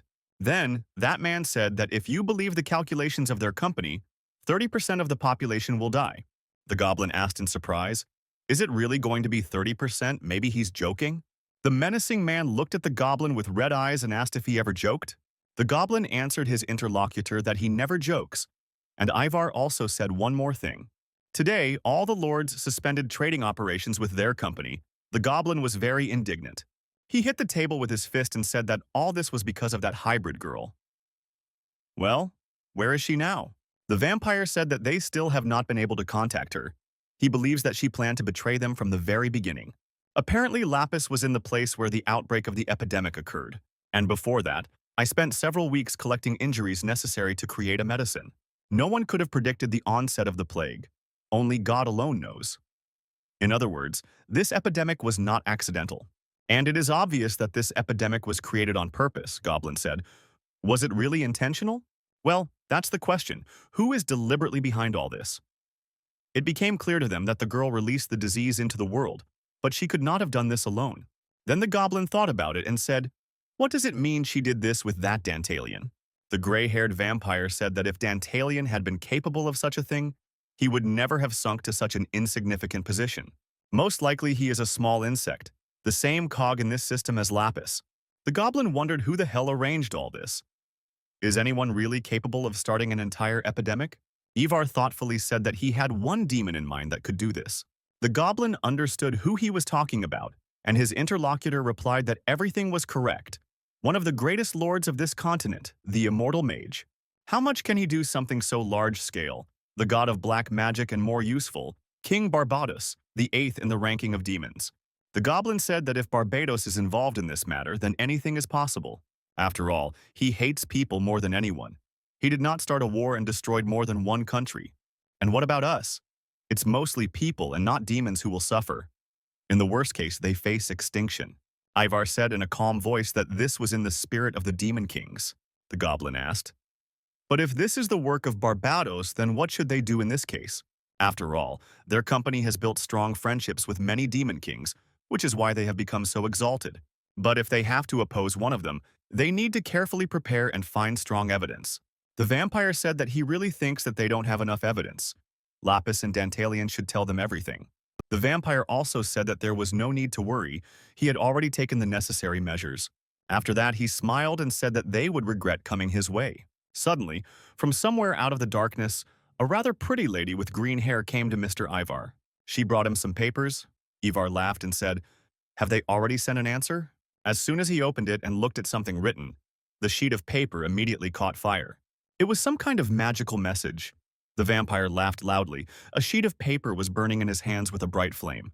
He turned to Torker and told him to go to Her Highness Paimon and convey their request to her. She is the only one who is able to fight on equal terms with Barbados. Go Damn immediately agreed. He thought that Paimon and Barbatos were like cats and dogs. Her Highness Paimon would definitely agree to help them. The vampire began to laugh ominously. He began to turn into fog and said, "How did these brats dare to resist him?" The goblin asked Mr. Ivar what he was doing. He looked at this fog in bewilderment. The vampire said that he couldn't wait to finish them off one by one. When he said this, he bit the girl who came to him and began to drink her blood. Then he said that from the very beginning he will begin Lapis Lapis. She will become part of his collection of living dolls. Meanwhile, Lapis turned to our hero trying to wake him up. She told him to wake up, because they have problems. And finally, Dantalian opened his eyes. Lapis gave him an invitation that she held in her hands. Dantalian asked, "Where is this invitation?" The girl replied that this was an invitation to a meeting. She had never heard of it being organized so quickly. Meanwhile, the vampire wanted the demon kings who rule this world to gather in one place. Lapis told her interlocutor that it was written there that Walpurgis Night would take place. Meanwhile, in a slightly different place, A certain witch was singing a song about how they were sailing through the magical sky to the land of dreams. She turned to her sister and told her to preach to her, "Who is their client?" Then her sister smiled and said that their next target was the demon king named Dantalion. Then she was delighted and said that this was really the same demon who fell in love with a half-demon and half-man. Another sister who also flew on a broom said that forbidden love is very romantic. There were several witches there. One of them told them not to invent unnecessary things. Very soon they will be there, and will be able to see everything with their own eyes. Now let's return to our hero. Lapis drowned him and told him to please move faster. Dantalion came out of the cave and asked her not to make any noise. It would be better if he told her where and why they were going. And in general, it's interesting to know what kind of Walpurgis night this is. She looked at him and said that he is all Demon King. Why is he asking? Had he never taken part in this meeting? Dantalion answered her that he had never participated in this. Then the girl decided to tell him what it was. She said that this is an important event where all the Demon Kings and their closest subordinates gather. Together they solve global problems in order to maintain the entire general order. The meeting is held irregularly, but all Demon Kings are invited to this meeting. Dantalion scratched his ear and said that then it doesn't concern him. The imperturbable girl turned to His Highness and said that the topic of this meeting was the plague. Nibelheim was chosen as the meeting place. One of the branches of the Kunsk Trading Company is located there, from which we can draw a conclusion. And the company itself initiated the meeting. At the moment, it has a monopoly on miracle drugs. And if he doesn't show up, no matter what the reason, they will come here. Dantalion thought that this was not good. He had just dealt with one problem and then another appeared. But one thing is clear. Kunska must not be allowed to use force against them. Dantalion, after listening to his interlocutor, said that they would go to this Walpurgis night. Negotiations provide at least some guarantee for a peaceful resolution of the situation. But in case of a bad outcome, he still has lapis lazuli. It was not in vain that he spent so much money. Our hero again had a plan for what to do next. He said that, by the way. How are they going to get there? It will be beneficial for the company if he doesn't show up. They will probably put a spoke in their wheels. Looking at her watch, the girl said that given this, she had prepared transport and accompanying people for them in advance. They should appear soon. And as soon as she said this, she immediately heard someone humming a melody. As it turned out, these were the same witches who sang the song. They flew in on their brooms and approached Dantalion, his assistant. They slowly and aesthetically began to descend from heaven to earth. All these girls were quite cute and dressed in the same style. They all put their hand to their heart and said that they thanked them for choosing their services. They are all Berber sisters to accompany His Majesty the Demon King Dantalion on his journey. They were glad to meet them, but our hero was shocked and stood in bewilderment at what was happening here. Dantalion turned to his assistant and said that these were some children. Was she sure that they would cope? Lapis turned out that there is no need to judge them by their appearance. The bodies of witches stop aging as soon as they enter into the first contract with the Demon King. The fact that they look like this proves their genius. Dantalion never ceased to be surprised by what he saw. Lapis said that each of them was at least 200 years older than her. Dantalion. Now he understood everything, and he decided that it was somehow rude on his part. He also greeted the Berber sisters and told them to raise their heads. He then said that he was grateful that they accepted their request, and hoped that the flight would be safe with them. The witches looked at the Demon King. They looked at him with some kind of admiration. Dantalion looked at Lapis, who strangely looked to the side and asked her, "What is it?" She answered nothing, and the witches said that they would immediately get down to business. One of them quickly conjured a large throne that was supported by a broom. Dantalion climbed onto this throne and asked the witch if everything would be fine. She sat right in front of him and told him not to worry. Then the witches asked for attention and thanked them for choosing the services of the Berber sisters. For them, it was a great honor. They also began to fly into the air. The weather is clear and they are catching a tailwind, and hope that they can enjoy the flight to Nibelheim. After some time, they reached Hermes Square, the very place where they needed to fly. Dantalion thought that sitting motionless for 6 hours was still torture.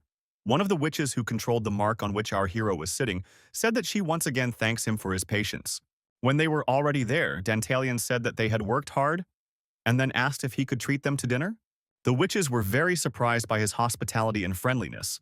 They said that they would be very grateful to him for this. One of the witches said that there was a popular restaurant nearby.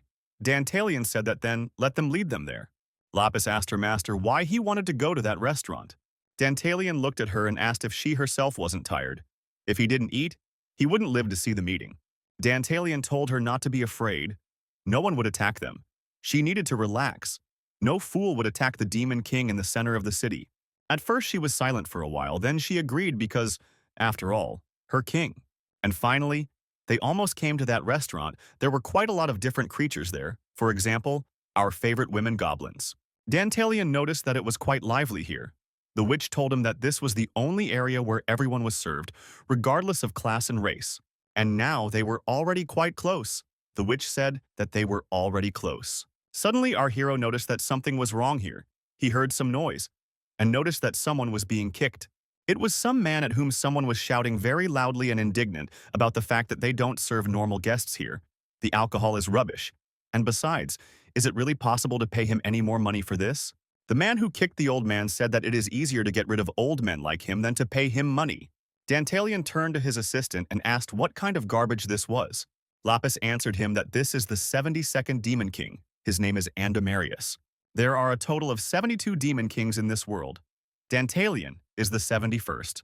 He was interested in finding out what 72 was, and now it became clear to him. He went up to a man's table and took a drink from him. I think it was wine. Then he drank a little. After that, he raised his glass of wine up as if trying to attract attention to himself. Lapis was perplexed, but as always, in a calm tone and with a calm face, she asked, "What is he doing?" Dantalion started laughing and then threw that glass of wine on the ground. He said that this trip turned out to be something to do with nothing he expected. Now let's find out a little more about what's going on in this world and what awaits us next. One of the Demon Kings, he destroyed the village of one boy when he was still a child. Growing up, this boy gained a desire to take revenge on the Demon Kings and began to explore the world with his comrades on the way to achieving goals. The action takes place in 1515. According to the imperial calendar, our hero came to this world in 1505, exactly 10 years before the events began. Here, he is known as Dantalion, 71 demons, and the one who destroyed the main character's village and gave birth to the great warrior is Andormarius, the 72nd king of demons. And now he was beating up some old man simply because this demon king was a fool. He simply kicked him. Others looked at it and did not dare to approach. Dantalion was sure that it was him. Soon he would attack that boy's village. This white-haired demon was very angry and arrogant towards others. Our hero learned all these things from the system, and events are moving faster than he expected. And when he threw that glass to the ground, it broke, and that same white-haired king drew attention to him. He saw Dantalion behind him, who was looking at him carefully. Then this unicorn turned to our hero and asked why he was staring at him. Dantalion simply smiled back at him, but this smile angered that demon even more. He began to approach our hero in a rage, asking why the hell he was smiling. Dantalion put his hand in his pocket and turned to his assistant. He asked her if Andormarius had any patrons. His assistant replied that, as far as she knew, he had no patrons. He spent most of his time in the gambling houses of Nibelheim, and he is known for using his status to torture people. Even the Demon Kings themselves consider him a disgraceful stain on their reputation. Dantalion said that he understands this. Then the demon approached them. He saw that they were not afraid of him at all. He thought, why are they standing like idols? When he saw this horn on the head of our hero, he realized who he was dealing with. Then he noticed that the girl had the distinctive sign of a succubus, which means she is that half-breed, which means the rumors about him are true.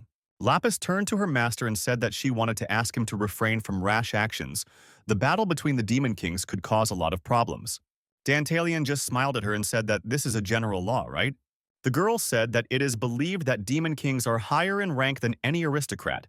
They have incredible power that can destroy the world. And while there are only 72 kings, due to a number of obligations instead of the laws of the empire, they follow a general law that ensures their own safety as well as the protection of their enterprises. Any fights between Demon Kings are strictly prohibited, but she is sure that he himself knows this.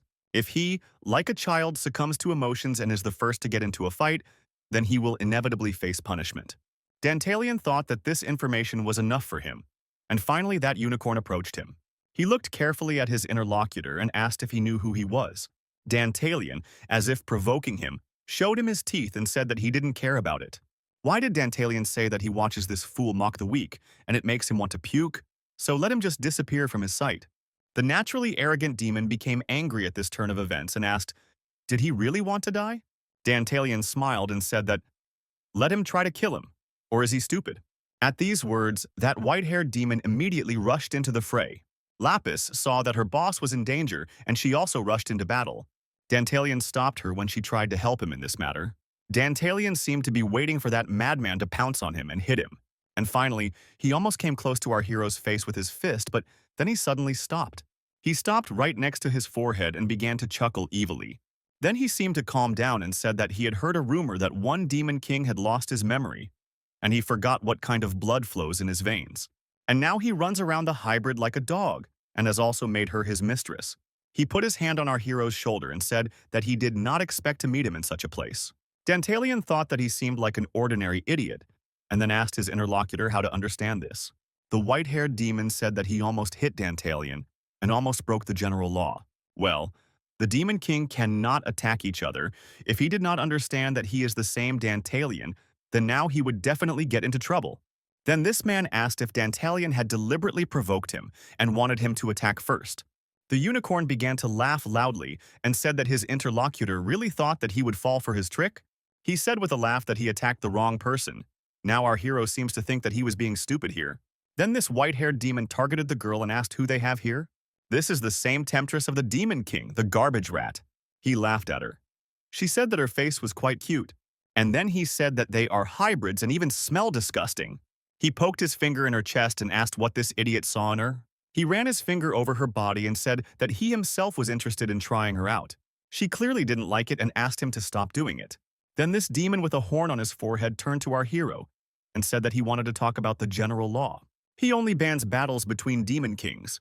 This means that he can beat the girl as much as he wants, and he immediately raised his lousy hand. And then he hit the girl in the face with all his might and she fell to the ground. Those who saw what happened were very tense at that moment. Here the mad demon laughed and said that he could hit anyone except Dantalion, and nothing would happen to him for it. He went crazy and shouted that he would teach this girl some manners and then return her to him. Just don't let her be offended if he ruins her face, and then asked if they agreed. Dantalion looked at all this. He certainly didn't like this situation, but now nothing could be done. The evil bastard threw the girl to the ground, and he clearly enjoyed it. Lapis laughed loudly as the lady with pink hair lay on the floor. The demon with white hair turned to everyone and said that whether they were a woman or a child, he would not spare anyone who stood in his way. He said that now they all must bow before him, otherwise he will kill them too. He was very proud of himself and said that if they did not bow to him, they would share the fate of this hybrid and experience its power. Those who saw this did not dare to speak out against the Demon King. They simply looked down. This demon then continued to mock the poor girl again. He swung his leg and then hit her hard in the ribs. She felt severe pain, but no one helped her. Who could save her? And that demon really enjoyed it. He said that it couldn't be better. Our hero stood aside. He did nothing. Meanwhile, the unicorn turned to him and asked how he was feeling. There he laughed loudly and said that he was beating his woman right in front of his eyes, but he couldn't even lift a finger. Well, more and more saturated with this power that he had, he shouted for them to say his name. He is the one who stands on top of this world. His face changed. He was so distraught that he shouted that there was no one stronger than him in this world. Dantalion suddenly, for some reason, he began to laugh when the white-haired demon asked him, "What's the matter?" Dantalion told him that he had just made such a pathetic speech, but even he wondered how many people here would listen to him. Then the white-haired demon asked if Dantalion really refuses to accept his defeat. He said that if they themselves do not obey, then he will simply use force like a hybrid. Dantalion asked his interlocutor, "Does he really think that anyone here cares about his power?" Such words angered the narcissistic demon even more, and he immediately looked at the helpless girl who began to rise from the floor. She stood on her feet and began to wipe the dirt from her face. The white-haired demon was angry that she was tired from the floor. If she had lay there and not twitched, then he would not have been going to beat her too much. But for some reason the girl looked at him with a completely calm gaze, as if she was not afraid of him at all. Then the demon shouted that this hybrid was too arrogant and hit her in the face again. But this time she didn't fall. She still stood on her feet but did nothing. She again looked into his eyes completely calmly. And again the demon hit her. He shouted that she was a damn insect, and he was going to show her where her place was. He beat her very hard in the face. Others watched and were horrified by what was happening. Our hero just looked at it. He didn't react in any way and seemed to be absolutely calm. The girl felt severe pain, but she just stood there and allowed herself to be beaten. In fact, she was a hybrid from childhood and grew up in the slums, and she was used to beatings. Therefore, Andromarius's fists are not scary for her. She quite often had to endure such beatings. The evil demon king did not understand why she did not fall and hit her in the face again and again. He repeated that he is the king of demons in this world. He is the king, and everyone must obey him. And finally, our hero decided to intervene. He saw a knife on the table and asked to borrow it for a while from the man who was sitting there. The girl could barely stand on her feet. It was hard and painful for her. The demon king who beat her didn't understand what was wrong with this girl. He was the demon king. Why was she still standing? Well, she raised her head up and looked at him with a contemptuous look. The demon just lost his temper and didn't understand why she was looking down on him. He would kill her because of this. And just as he was about to do this, Dantalion immediately appeared right in front of him and used the blade that took his hand. He swiped his knife with a sharp movement and cut the face of the demon who was beating his assistant. Everyone was very surprised at this turn of events. These demon kings cannot fight. Then the white-haired demon king fell to the ground and held his eyes and screamed loudly. Dantalion said that he doesn't even understand who he can raise his hand against and who he can't, so these eyes are useless, and he doesn't need them. Lapis turned to her master and asked what he was doing. Now he will be considered the initiator. Dantalion quickly grabbed Lapis by the waist and abruptly pulled her towards him. He hugged her and affectionately called her Lala and told her that she had held out well. Then he hugged her very tightly. The girl was shocked by this turn of events. Hugging her, he said that he was grateful to her with all his heart. He had already matured a plan. He asked her to quickly give him her hand. The girl gave him her hand in surprise, not understanding what was happening. Dantalion, you told her that he wanted to do this in a more formal setting, but now she is so radiant that he cannot resist. Lala still couldn't stop being surprised by what was happening next. Dantalion put a diamond ring on her hand. She asked what His Highness was doing. Dantalion told her not to say anything, just to be silent and watch. Our hero addressed the people of Nibelheim and raised Lal's hand. He said that his name is Dantalion and he is the 71st Demon King, and next to him is his love. And even though they are from different worlds, it doesn't matter to them. Even if he is forbidden to be with her, he will still love her. Andromarius began to mock his beloved for no reason. He turned to the residents and asked if he could turn a blind eye to this. Doing something like this is simply unforgivable, even for a demon king. Lala simply silently listened to her master's speech. Nothing like this had ever happened to her. Everyone who saw what happened thought that this could not happen. He really went against the rules against the demon king, for the sake of his beloved. Dantalion turned to the girl with pink hair and told her to look back. This is quite a spectacle. How long will everyone turn a blind eye to the actions of this unprincipled demon king? He called to people and other creatures and asked, are they really satisfied with everything? If there is justice in this world, then doesn't he deserve to be punished? The white-haired demon king who was bleeding regenerated a little, then told our hero to shut up. What kind of punishment is he talking about? Because here he is the only one who is wrong. He fell for this small fry and broke the general law by attacking another demon king. He felt pain, but his eyes could already see a little. He is still a demon and regenerates quite quickly. He then raised his hands up and shouted for someone to grab Dantalion. After all, he broke the law of the demon kings, and if they do not agree, he will kill them. This unicorn shouted that Dantalion had no right to interfere, and he hurt himself. Dantalion went up to Andromarius and said that he was talking some nonsense. Dantalion looked down on him and asked why he was still so arrogant. Didn't he understand yet? He turned to the residents of the city and said that on behalf of the demon king, he found him guilty. And now the residents of this city must decide what punishment he will suffer. The local residents were very fond of that white-haired demon who constantly prevented them from living in peace. Dantalion said that they are demon kings that exist to this day thanks to other races. And he was just lucky to be born as a demon king? That doesn't mean he should be so arrogant towards other points. He imagines himself to be something unknown. Moreover, instead of fulfilling his duties as the king of demons, he hangs around bars and casinos.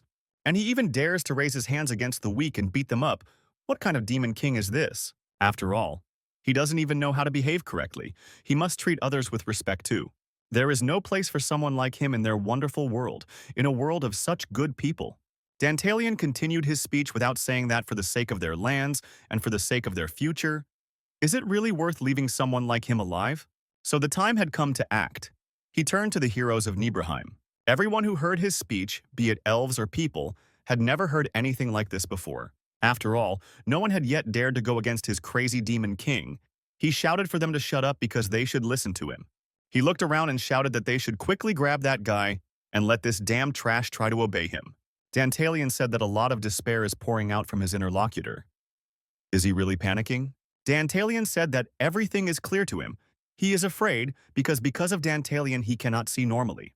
The demon shouted for his interlocutor to shut up and get away from here. Dantalian said that everything was clear to him. Now he would never understand who would kill him. But from such anger, this demon could not regenerate normally. His vision deteriorated. And finally, someone stabbed a sword into his back. The 72nd Demon King definitely did not expect this. He didn't understand who did it.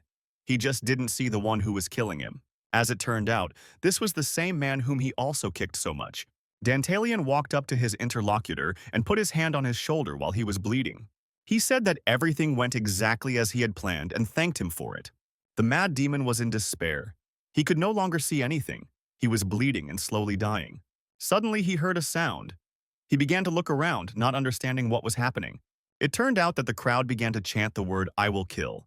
The panic of the demons grew more and more. He could survive the sword in his back, but if he was cut into pieces, he would definitely not survive. People approached him to hack him to death. The demon understood that this would happen now. He asked what they were planning and that they stop. Dantalian turned away from him and approached Lapis, whom he called Lala. He said that this demon deserved what happened to him. What goes around comes around. This is cause and effect. Once again, he looked at his demon and asked if he had heard of this. Then our hero said that they were done here and it was time to move on. Lala and the witches who accompanied our hero looked at what was about to happen to that demon. And he was hacked to death in the most brutal way, and even after he died, they simply began to chop him into pieces. Dantalian turned to the girls and said that he was very tired and wanted them to eat next time. After all, we said that they understand everything. It's better for him to rest today. One of the witches said that they would take him to the hotel. Dantalian noticed that one witch was missing here. He asked where she was. One of the witches looked around and asked how the devil Beatrice disappeared again. Again, she's on her own. She has a habit of wandering alone. Dantalian said that this is not so important. If she wants to take a walk, then let her take a walk. There are more important things to do. He turned to the witches and said that he had one more request for them. The witches were already impressed by the Demon King, and they were surprised to think about what he would ask them to do. Meanwhile, one of the witches who loved to walk alone was flying on her broom and thinking that she did not expect this. She remembered everything that happened there and thought about what Dantalian looked like he would show himself. And now let's move to the company where Mr. Ivar is the chief. A goblin was walking along the corridor of this castle, thinking that Walpurgis Night would take place tomorrow. But I haven't heard anything from Mr. Irar for a whole week. He came to one office and turned to him asking, "Can I come in?" Well, no one answered him. Then he slowly opened the door and asked if he was here. Having opened the office, he noticed that there were several coffins there and complete silence. The goblin thought that there was no one here. Where the hell were he? Suddenly he heard some noise in this gloomy room and looked up the mountain. There was a window on the high wall, and through the window, a witch addressed him. She was dressed entirely in black and had black hair. A spider was sitting on her arms, and she asked, "Did Torker look after the company well?" She then carefully jumped off the windowsill and landed next to one coffin. The goblin asked her with interest where she had been all this time. It seems the goblin knew that it was Mr. Ivar, only in a different guise. Ivar said that he himself wanted to look at everything that was happening there, especially on Dantalian and Lapis, who was with him all this time. The goblin asked his boss if he found out anything. Ivar, in the guise of a witch, said that they didn't talk about the plague at all. But something very interesting happened at Hermes Square. The goblin asked what exactly happened there, and his interlocutor replied that it would turn out that he had slightly underestimated him. Dantalian is not as simple as it seems, but some things remain true. He is head over heels in love with the hybrid, which means this is his weak point. Who would have thought that Lapis would become his lover? Then Ivar turned to Torker and asked him to tell him if there was a response from Her Highness Paimon. The goblin said that Her Highness agreed to take them aside, and she would do everything possible to make sure they succeed. Ivar opened one of the coffins and began to go in while he laughed. He said that everything was clear to him. And he simply climbed into one of the coffins and then closed the lid of the coffin. After this, something began to happen. A bright light and black smoke began to shine from the coffin. This went on for some time, and some kind of energy began to emanate from the closed coffin. And finally, the lid of the coffin began to open and a completely different hand came out. Now Ivar came out of the coffin in his true form and told the goblin to listen to him carefully and let him convey his words to Her Highness Paimon. Already today, in years, he has not felt such impatience in anticipation of tomorrow, those who must build for him and repay all his debts. 24 hours have passed since the encounter with that unicorn, and Walpurgis Night has arrived. In honor of this, a lot of people gathered, and there was also a lot of security there. Everything was very beautifully decorated, and the first Demon King to arrive came. People looked at who arrived here and they looked at it with delight. A carriage with horses, driven by the coachman, arrived at the majestic castle. This demon queen was greeted with all honors and in the best traditions. It was that same chic and beautiful lady they gave her a hand and greeted her. And they said that it was a great happiness for them to meet such an important person. They were really looking forward to her. Everyone bowed their heads to her. Her Highness Paimon was highly respected. She turned to the man who was holding her hand and asked if the negotiations with Ivar had ended. Then that man replied that everything went smoothly and everything was fine. Then she said that she didn't see a single familiar face here. Had she really arrived too early? Suddenly, one man turned to everyone and told the citizens to make way. The Demon King was coming. A cart with horses was coming here. The cart was black, and the horses were somewhat aggressive. The people who were there began to move aside. They were a little panicked. After all, it was very dangerous. The horses were aggressive and could kill with their hooves. Finally, another very important person appeared in front of them and angrily knocked down the cart door. She was very angry and said that her butt was already tired of sitting. It was some aggressive girl who asked where this vile smell came from. This is a black mage. She is the god of diseases named Barbados and takes 8th place in the ranking. She said that she stinks like an old sow. When she saw that beautiful woman, she was very angry that she was here. Then she pointedly said that even their noble harlot would just look at her. Paimon told her that nothing had changed. She still had the same disgusting taste. Then her interlocutor with white hair said that she heard that Paimon recently spent the night with 3 centaurs, and that centaur did whatever he wanted with her. Paimon replied that her interlocutor behaves so vulgarly. In a place like this, maybe she will finally calm down and start acting like an adult? And then I try to humiliate her, and she said that with such a body she is very far from adulthood. Naturally, this made that arrogant girl very angry. And Paimon said that apparently she was destined to remain a child forever. But her inferiority complex should not become someone else's problem.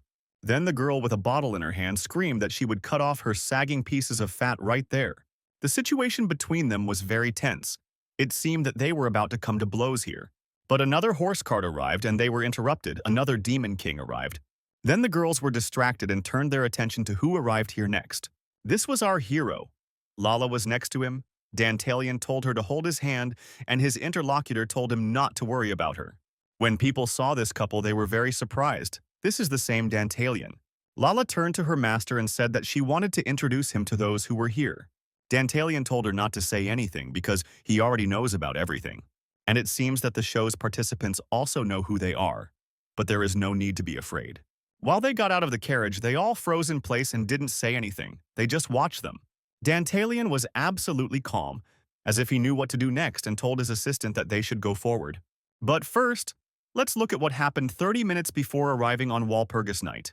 While Dantalion and his assistant were riding in the carriage, the girl told him that she could not go with him. Dantalion asked her what she came up with this time, and if she was too nervous, it didn't seem like her. Dantalion understood that there would probably be a ball just before the meeting. He asked Lal what he should do there without a partner. Does she really want him to go there alone? Lala looked at him silently and said nothing. She had a completely calm but clearly dissatisfied face. Dantalion asked, "What's the matter? Is she still angry because of what happened yesterday?" She remembered all the moments that happened last time and remembered how she felt then. But today, our hero told her that there was no choice then, and he had to do it. She felt as if she was being used again. Our hero looked out the window and realized what it looked like. It wasn't very good. The girl said that this is not the case. Only demon kings and some of the upper-class demons can take part in Walpurgis Night.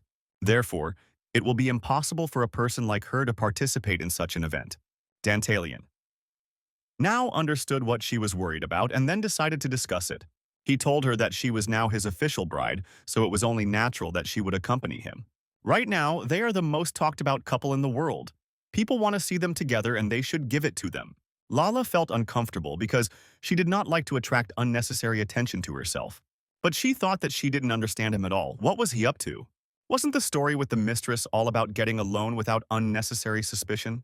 The outcome of this meeting could start a war. Any little thing that happened here could become a death sentence for tens of countries and hundreds of thousands of people, especially considering that the topic of the meeting was the epidemic. And now yesterday's incident will be added to this. She didn't know what was in this Demon King's head. And why was everything like this? How can he still remain so calm? After some time, they finally arrived at their destination. When Lala looked out the window, she was very surprised by what was happening there. Dantalian smiled. He was ready for any difficulties. His past life had taught him a lot. Lala said that she should go out first. This is for his safety.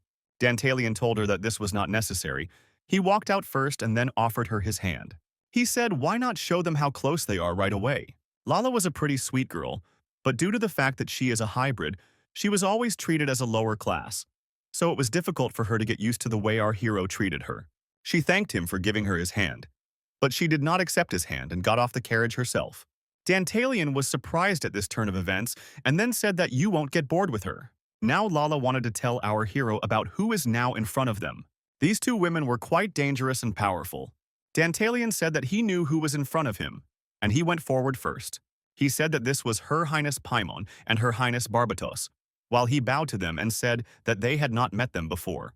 He said that he is the 71st Demon King and his name is Dantalian. Barbados angrily said that no low-ranking Demon King dared to communicate with her so frivolously. After all, she was already in a lousy mood. Dantalian bowed even lower to her and told her to forgive him. After all, he was completely new. And then such a powerful person appeared before his eyes that he could not even restrain the desire to speak to her. In a calm voice, he asked her to accept his sincere apology. If he really offended her with his actions, then he is very sorry. A demonic woman with white hair looked at our hero with some conflicting feelings. And then, she just turned away and said that she was tired of it all. Lala was very tense at this moment because she understood how easy it was to anger that demon queen. Dantalian looked after the white-haired demon queen who turned away from him. The demon queen herself thought that this several-ranking one collided with her and Paimon at the same time. And at the same time, he wasn't the least bit scared. Quite the contrary. Now, she was interested in this Dantalian. She walked near the same curvaceous lady with whom she had just quarreled and passed as if she had not noticed her. Paimon looked at her in surprise. She did not understand why she began to behave this way. Then she sighed and turned to our hero, saying that he was already in deep trouble. Well, don't let him be angry. This is the second time we've been shown that demon queens have some kind of strange heel, as if it's a strangely shaped hoof. She approached our hero and said that she had heard some rumors. Dantalian stood in front of her silently and waited for her to say everything she wanted to say. A sweet lady with a lush soul said that she believed that the girl behind him was the one. Lala replied that she was a servant of His Highness Dantalian. Her name was Lapis Lapis, and she bowed to the queen. The demon lady smiled and said that she shouldn't be so polite. She told Lapis to raise her head. She is the beloved of the demon king. Raising her head, Paimon said that she had a very beautiful and youthful face. Dantalian knew that now was the time to intervene and compliment this woman. He turned to the woman with horns and said that she flatters her too much because who can compete in beauty with Paimon? The red-haired woman with horns said that Dantalian knows how to flatter. Then she looked at our hero and said that if you look closely, he's also quite handsome. Dantalian thanked her for the compliment, and she came very close to him. She said that a little later she would like to talk to him in a calmer atmosphere, but they would see each other again. Paimon turned around and began to walk away. Dantalian and Lala stood and watched her go. Dantalian smiled and thought that it was an interesting show this time. Lala looked at him with a very exhausted face. Dantalian asked, what was wrong with her? Lala told him that with Dantalian, 9 lives would not be enough. And finally, they entered inside that majestic castle. There were a lot of different interesting creatures there. These were elves, orcs, werewolves, goblins, and many other races. Dantalian looked around and said that it's not so bad here. And then suddenly he turned to his beloved and said, does she feel it? Lala replied that she felt it too. They had the feeling that all eyes around were focused on them. Dantalian said that apparently now there is nowhere to run. In this place, they are in the center of attention. Our hero noticed that they all pretended to not care and were minding their own business. But this was clearly not the case. They still did not take their eyes off them all the time. Are they really trying to say that they have nowhere to run? Dantalian felt like a rare animal that was put on display for everyone. And now they are all wondering whether this rare animal is really worthy of their attention. Or do they all look at him as nothing more than an appetizer for the evening? Dantalian turned to his power and said that he had a question for her. Which of the invitees is directly connected with the trading company? Lala replied that she did not know this. Information about the client is available only to those who concluded the deal and senior management. She then looked at the guest list and said that according to the invitation list, 40% of the guests belonged to Her Highness Paimon's faction that they had previously met with. Another 40% belongs to the faction of Her Highness Barbados. They have already met with her too. The remaining 20% belongs to His Highness Malbus. He is ranked 5th in the ranking. They occupy a neutral position. Dantalian said that now it is clear to him, and how many of them are dogs of the trading company. He also began to think that if he were a member of the company, what should he do? And suddenly the lights in the room went out. The candles were extinguished at one moment. Everyone found themselves in the dark. They did not understand what had happened. Some did not see anything. And then one bright blue light lit up and was the center of attention. Following this blue light, several more appeared and flew in the air. Then steps were heard from the corridor. Our heroes turned their attention to the direction from which the steps came. The man who approached said that he was grateful to them that this evening they visited Walpurgis Night. He wanted to greet them. With their permission, he is the host of this meeting. This was the same Ivar Lodbrok, and he is the head of the Kunskas Trading Company. Dantalian finally noticed that same vampire. He understood that this was a very important person. He turned to his assistant and asked if it was really Ivar Lodbrok. She replied that everything is correct. In the world of demons, he is considered the richest creature, a true vampire, and the owner of the Kunsak Company. And thanks to Dantalian, he now became her former boss, whom she had to betray. Dantalian thought that it was difficult for him to believe this. Has he really decided to show himself already? This is the same phenomenon as the main boss. Dantalian understood that they would have to interact in one way or another. At the same time, the vampire looked at the girl and thought that he would no longer wait until the moment when he could finally approach him. He looked at his former employee and subordinate Lapis. This pathetic hybrid dared to outwit him, and even she became the Demon King's lover, a frightening woman. But he thought that everything would end here for her. He would sit and watch her fall from her pedestal. After these thoughts, the vampire turned to everyone who was here and said that he was declaring Walpurgis Night open. The white-haired demon woman said that this old man was too noisy, and she drank wine directly from the bottle. She asked him if he knew how long she had been traveling here, and if he would let her rest in peace. Only boredom emanated from this stinking old man. She also feels like vomiting.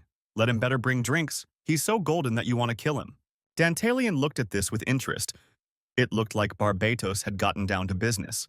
He approached her and said that he understood her feelings. The demonic woman answered him. Will he really contradict her? The vampire bowed his head before her and said that he would not dare to do this. The vampire then noticed the clicking of the other demonic woman's heels. She said that Barbatos should assess the situation before speaking. She also said that she was ashamed at the thought that they were of the same race. She said that Ivar specially prepared this place for them. The white-haired demoness drank this with the last drop of wine, and from that bottle called the red-haired demoness, a damned harlot.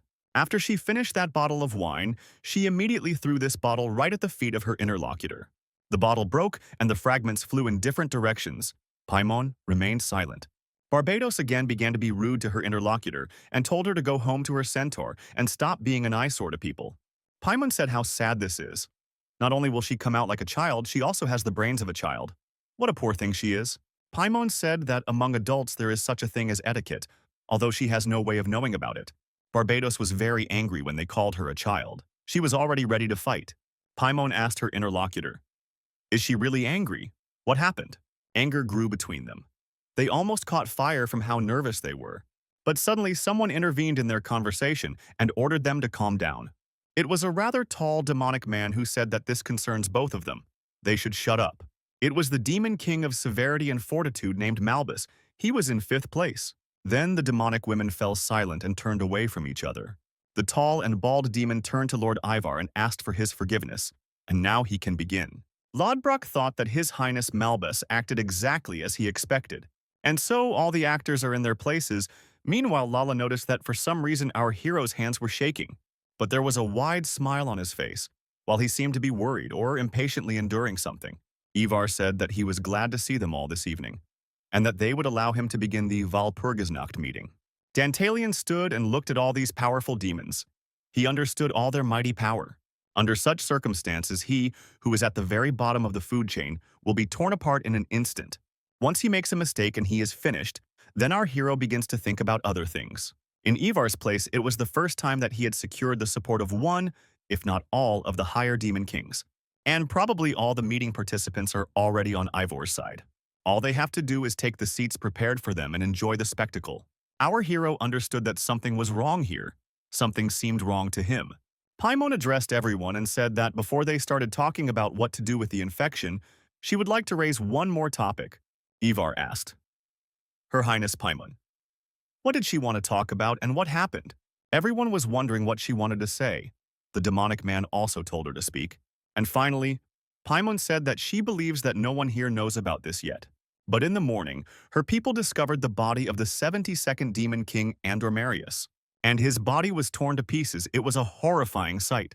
She also managed to obtain complete information about this case.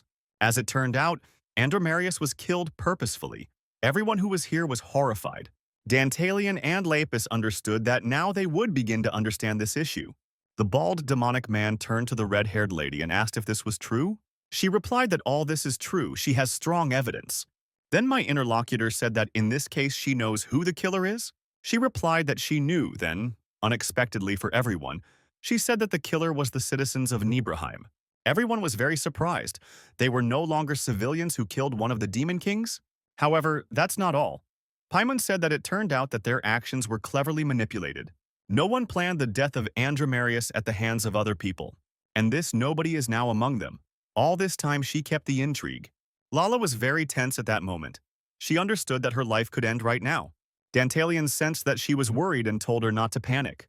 It's obvious that Paimon wants to crush him in front of the entire company at this meeting. Otherwise, there would be no need for her to give this pretentious speech. Dantalion thought that 9 out of 10 that Paimon is one with the trading company, and they know everything about yesterday. And when they found out about everything, he ended up there by chance. He didn't understand when they started watching him. Our hero tried to put all the puzzles in his head. Perhaps they were there from the very beginning. If this is all so, then there is one ambiguity. Where were they looking? And suddenly Paimon looked at our hero, and he tensed at that moment. Dantalion finally realized that everything became clear to him. That's it. Ivar turned to Her Highness Paimon and asked who was manipulating people. The demonic woman said that the one who controlled the hearts of people and provoked the murder of the Demon King was the 71st Demon King Dantalion. And she pointed directly at our hero, denouncing him right in front of everyone. Everyone immediately turned their attention to Dantalion and Lapis. Dantalion stood silently in the center of attention. Next to him stood his beloved, who was very tense. The guests who learned that the Demon King killed the Demon King were shocked. They thought it was terrible. Ivar asked them all to remain calm. He saw the panic of people and told them to calm down. The bald Demon King turned to Paimon and told her to repeat it again. If her words are true, then this could shake the entire empty demon world. He asked again if her story was true. She bowed to that man and said that everything was true. She swears to him that her words are the pure truth. And besides, she officially accuses the Demon King Dantalion and wants to hold a meeting on this topic. Meanwhile, the vampire was very happy, thinking that preparatory witnesses were already waiting outside, and he could not justify himself. The bald demon said that in this case, does His Highness Dantalion have anything to say in his defense? Everyone's eyes were glued to our hero. It was a very exciting moment, especially for Lala, who did not understand what would happen next. Dantalion replied that he had nothing to object to. Everything was exactly as Her Highness Paimon said. But they didn't expect him to agree so quickly. They thought he would resist.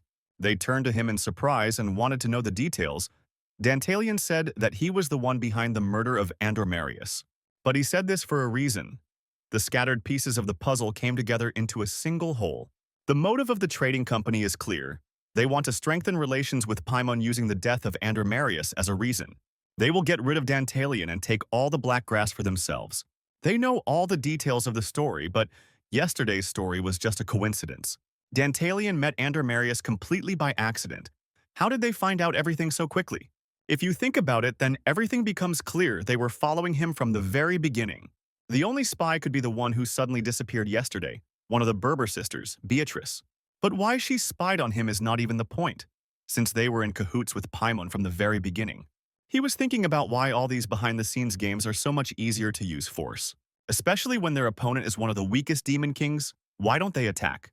Well, if they cannot do this, they were not lazy and organized this meeting, then they cannot do without Walpurgis Night. It seems that this is the answer. Paimon herself told him everything. From the moment he arrived here, they kept an eye on him. Dantalion directly felt as if they were looking through him. This is where this unpleasant feeling comes from, so who were they really looking at? From their point of view, it is impossible to foresee the onset of the plague. Naturally, they believe that someone deliberately caused it. Then you need to find out who it was. The first thing that comes to mind is the one Paimon has been focusing her attention on all the time. black magician and goddess of disease, queen of demons named Barbatos. Ivar and Paimon came to the conclusion that it was Barbados who was behind this whole plague story, in which case everything makes sense for them. For them, Dantalion became just a puppet of Barbados, and they followed him to get evidence of their connection with her. If she tried to apply force, Barbados would go to war against them. That's why they really needed to gather here, as many high-ranking officials as possible. They must have decided that as soon as they accused him, he would also begin to repent with apologies and reveal all his cards.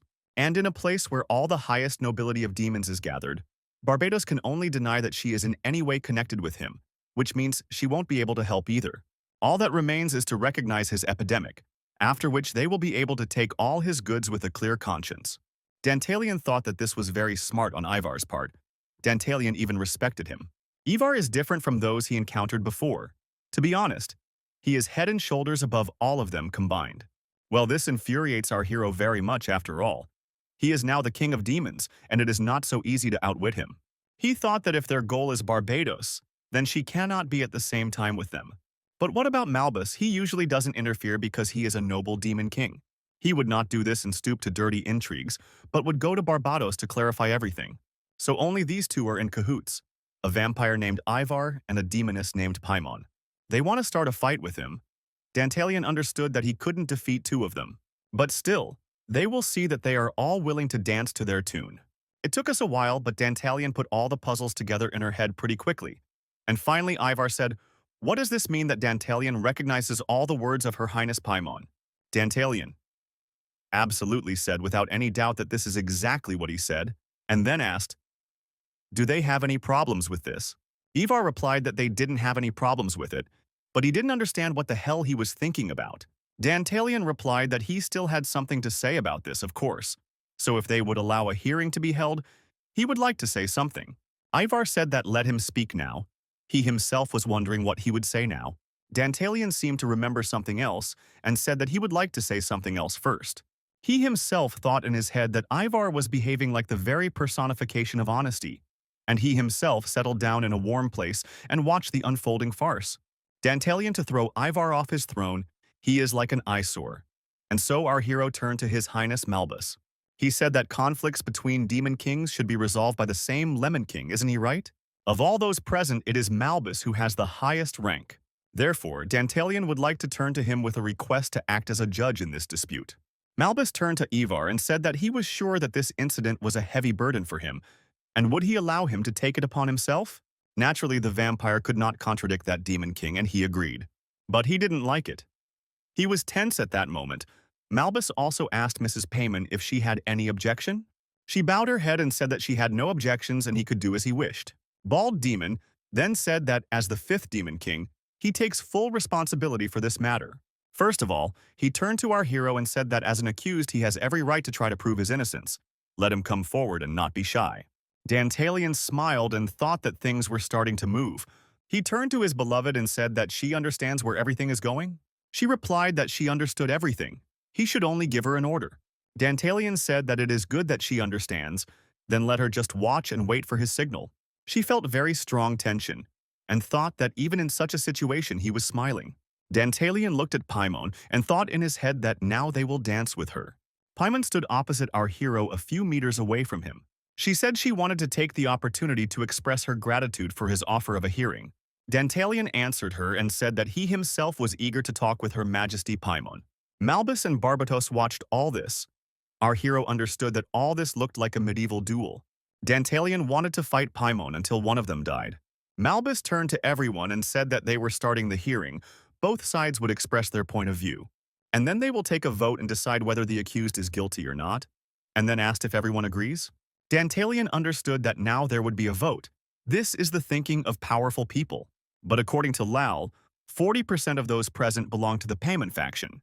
And to tell the truth, Dantalion said to himself that he is a weakling in terms of physical strength. His only weapon now is his system, which has failed him more than once. He also has a skill called Apostles of Aphrodite. In the Dantalion dungeon, he had already used this skill, but then he reached the maximum level. And after he tried this skill, he dropped to the first level. Now he only has information about the level of sympathy. But this is quite enough. Dantalion was already ready to start the battle. It was like chess. The bald demon turned to Paimon and said that he was ready to begin. She could interrogate Dantalion. The horned lady thanked him and said that she needed to clarify something. Yesterday, he was in Braheim Square, and even knowing that his opponent was the Demon King, he still provoked people to kill him. Dantalion did not hide this at all and said that everything was correct. She was absolutely right. But to be completely precise, although they most likely already knew this, there was one more thing. Before pushing people to kill, he cut Andermaritz's eyes with a knife. When they heard this detail, they were even more surprised. Everyone was puzzled by the fact that he had not heard of the general law. Dantalion said that even if people could not finish him off, he would personally rip out the bastard's heart and cut off his head. And it doesn't matter to him at all whether he is a demon king or not. Such words surprised people more and more. They didn't understand why he was saying that and why he needed it. Lala was as tense as possible at that moment. Dantalion noticed that the level of sympathy of the people around him decreased after these words. Ivar watched all this and thought that this was coming to an end. Dantalion noticed that the Demon Queen Paimon's sympathy level had decreased by 100 points. She asked him, "How can he call the Demon King a bastard? He should be more careful what he says." Dantalion answered her that, unfortunately, he was not going to take back his words. He would repeat this as many times as necessary. That Demon King was a disgusting piece of trash who deserved to die. Dantalion defiantly raised his hand up and shouted that this bastard had to die sooner or later. Everyone stood in bewilderment. They all had a negative attitude towards our hero after such words. They didn't understand. Was he crazy? And again, the level of sympathy among those around me began to decrease more and more. Paimon said that Dantalion talks a lot. After all, Andromarius was one of them. Dantalion asked her for forgiveness, he said, but he did not agree with her. This bastard had nothing in common with them. He was a disgrace to their entire race. What difference does it make whether he killed him or not? The devils in hell have been waiting for this scum for a long time. Dantalion simply sent them their well-deserved prize, and seeing how they defend this garbage makes him want to puke, to be honest. Dantalion turned to his interlocutor. She was somehow tense at that moment. Paimon became very angry and asked how dare he insult her. She demanded that he immediately apologize to her. People understood that this would not end well. Dantalion noticed that the level of sympathy of everyone around him had decreased very much. Also, the sympathy level of the Demon King named Malbus decreased by 100 points. He said that representatives of society were gathered here. Paimon is right. Dantalion should choose his expression carefully. Dantalion said that he was asking for forgiveness. He could not restrain himself. Dantalion thought that the first stage had been completed. His goal was not them. Dantalion looked at Paimon and thought that he seemed to be succeeding in pissing her off. And it seems that everything worked. Because from the very beginning his goal was the Demon Queen, named Barbatos. To win, you need to get a majority of votes and 40% of the Paimon faction gathered here, 20% from the Malbus faction, and 40% from the Barbatos faction. In other words, he needs to win Barbatos over to his side. That is why our hero did everything in such a way that all his answers were aimed at pissing her off. He needed to impress Barbatos, who was very hostile towards Barbatos. She, more than anyone, wanted to touch Paimon's nerves. And our hero will help her with this. And now it's time to move on to the decisive battle with Paimon. Dantalion asked Her Majesty Paimon for forgiveness. She was very angry. He asked her to forgive him for his rudeness, and he would also like to ask for forgiveness from everyone present. Everyone was very surprised. They didn't understand because he had just said such terrible words. Is he really repenting now? Dantalion said that with his words he tried to show respect to them. And as they see his inexperience is showing, he does not know how to control himself at all. Among the Demon Kings, he ranks 71st.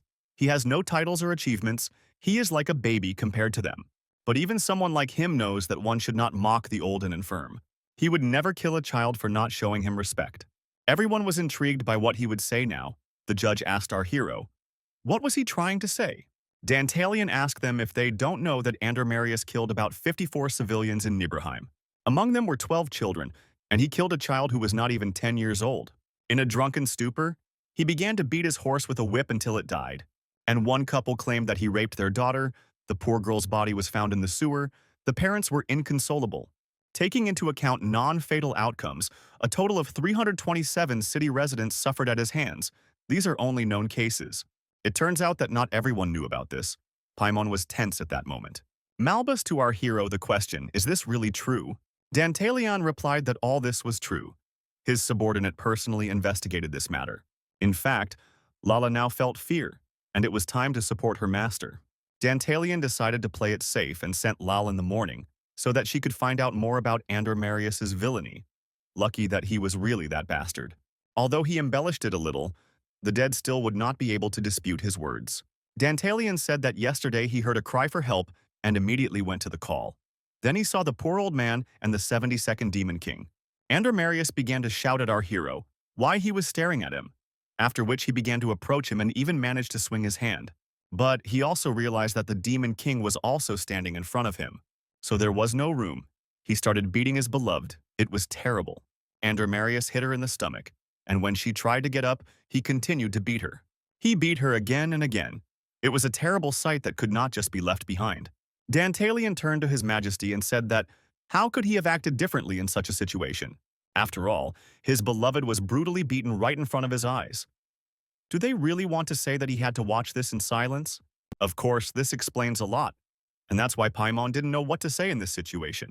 Of all the 72 kings, she was the one who showed the most sympathy for people. Perhaps, unlike Ivar, she really cares about the people affected by the plague. And she also wants to punish him and Barbados because she considers them the culprits, and in her eyes, they are sinners. Her sense of justice is indeed admirable, but this sympathy turned into weakness, and her weapon became a double-edged sword, and now it was time for a public execution. Dantalian replied that he would say it again. That bastard had no right to call himself a demon king. If our hero had left him alive, the number of victims would have only continued to grow. Should they turn a blind eye to such things? He ruined so many innocent lives, don't they agree with him? Dantalian asked whether this scum was worthy of his life being spared. Dantalian began to approach His Highness Paimon and asked whether such scum was worthy of being considered their kin. Just one rotting piece of garbage can ruin the entire reputation of the Demon Kings with its behavior. Does she still intend to protect him? Here and now, he asked her to answer his question. She thought about how it happened. Everything should have been different. But she would not allow him to desecrate her reputation. Suddenly, popping noises were heard. Everyone turned their attention to whoever did it. It was the same white-haired demoness. She laughed and said that everything was right. She said that the 71st was well done, and thanked him for destroying this worm that allowed them. She looked around and loudly asked if anyone disagreed with her. Those around him had conflicting feelings.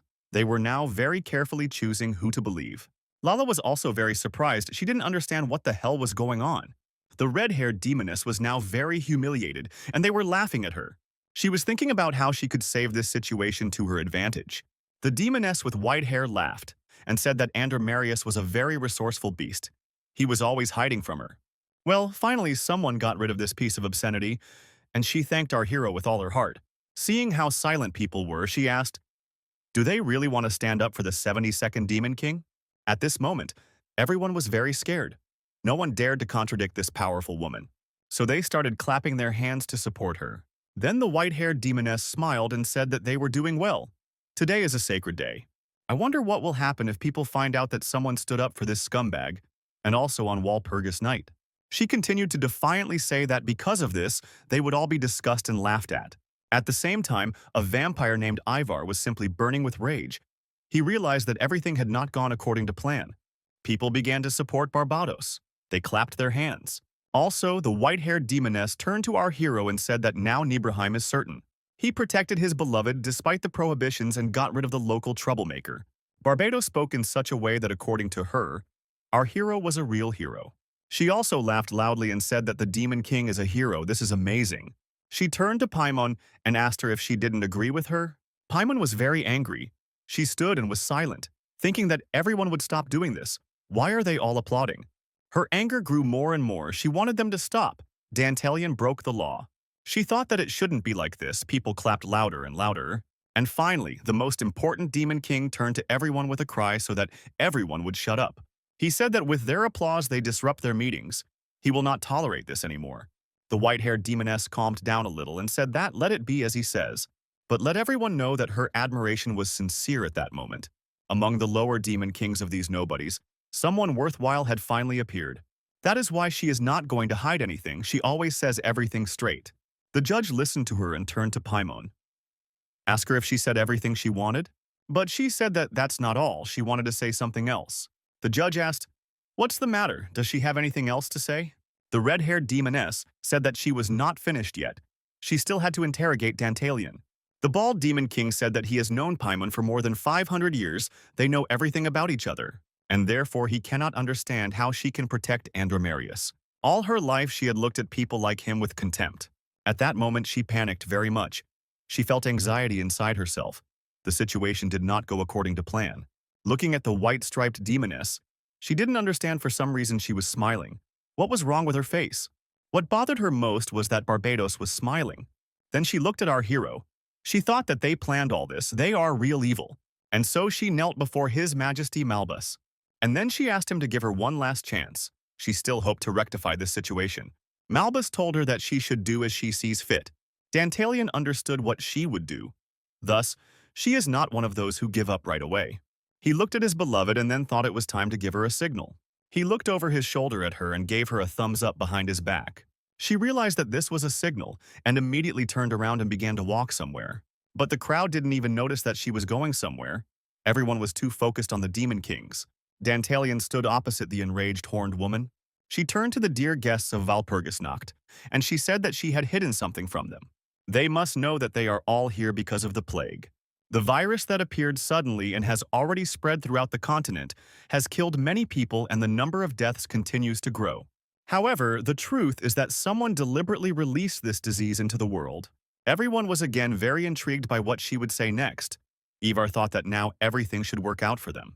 She continued talking and said that a criminal was behind the spread of the plague. And then she shouted that this criminal was Dantalion and pointed at him with her hand. Dantalion was calm at this moment. He understood that she was still using this trump card in her sleeve. The plague that had already spread throughout the continent was released into their world. Dantalion thought that she still decided to make this move. Now it's clear. He thought that the bastard he killed was just a snack. He looked at the vampire and thought that she had become the main dish.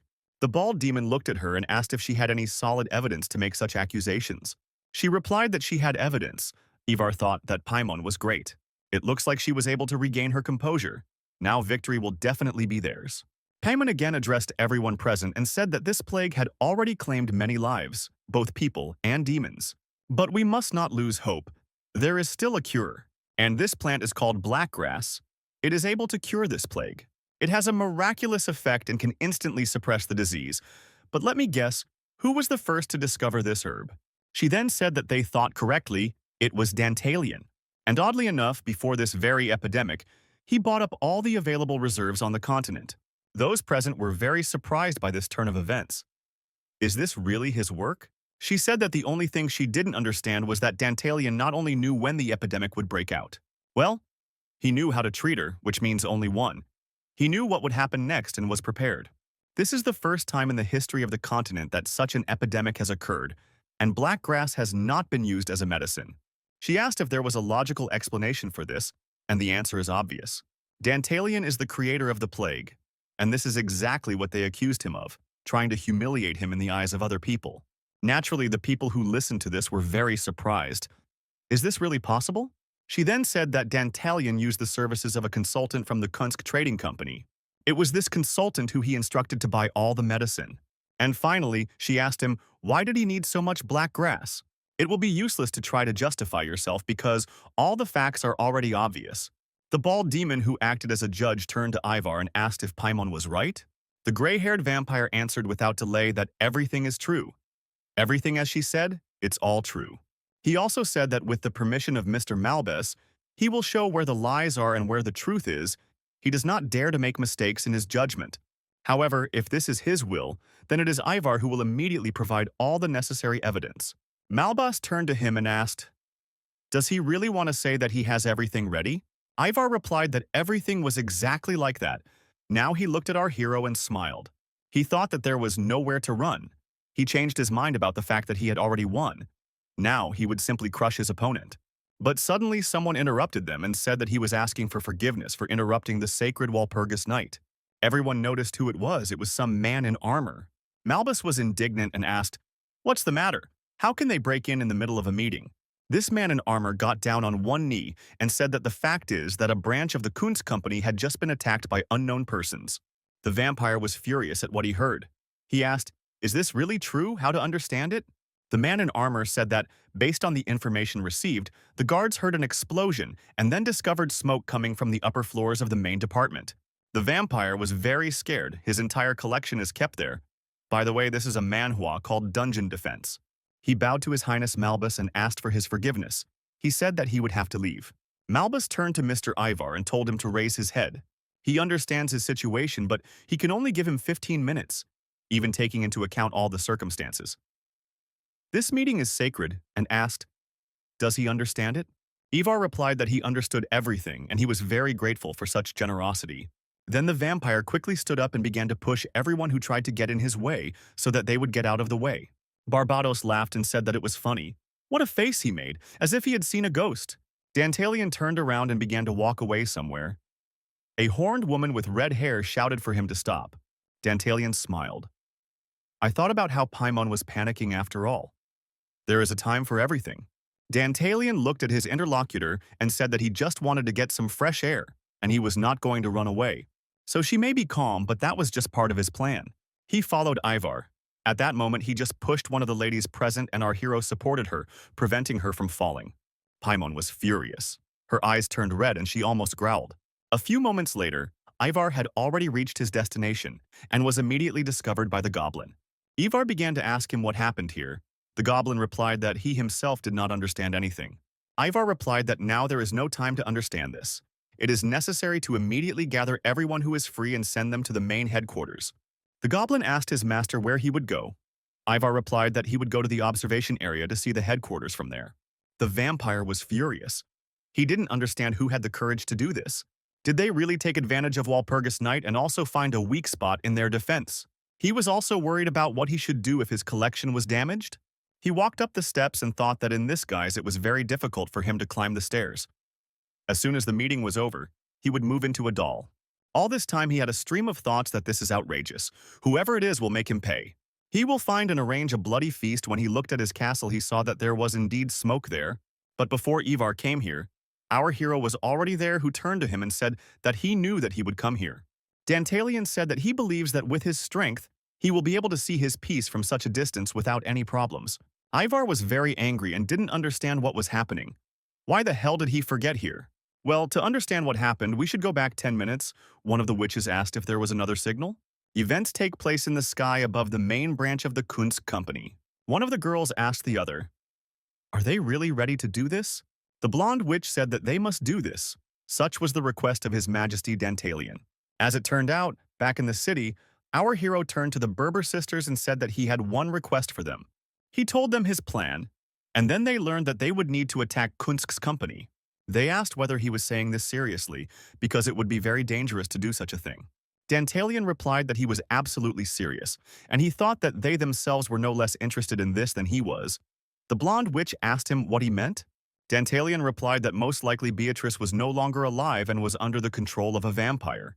And then the witch thought that if His Majesty Dantalian did not lie, then Ivar must pay for his atrocities.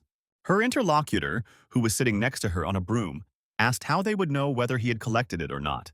She replied that sooner or later the truth will be revealed. There is no need to be afraid.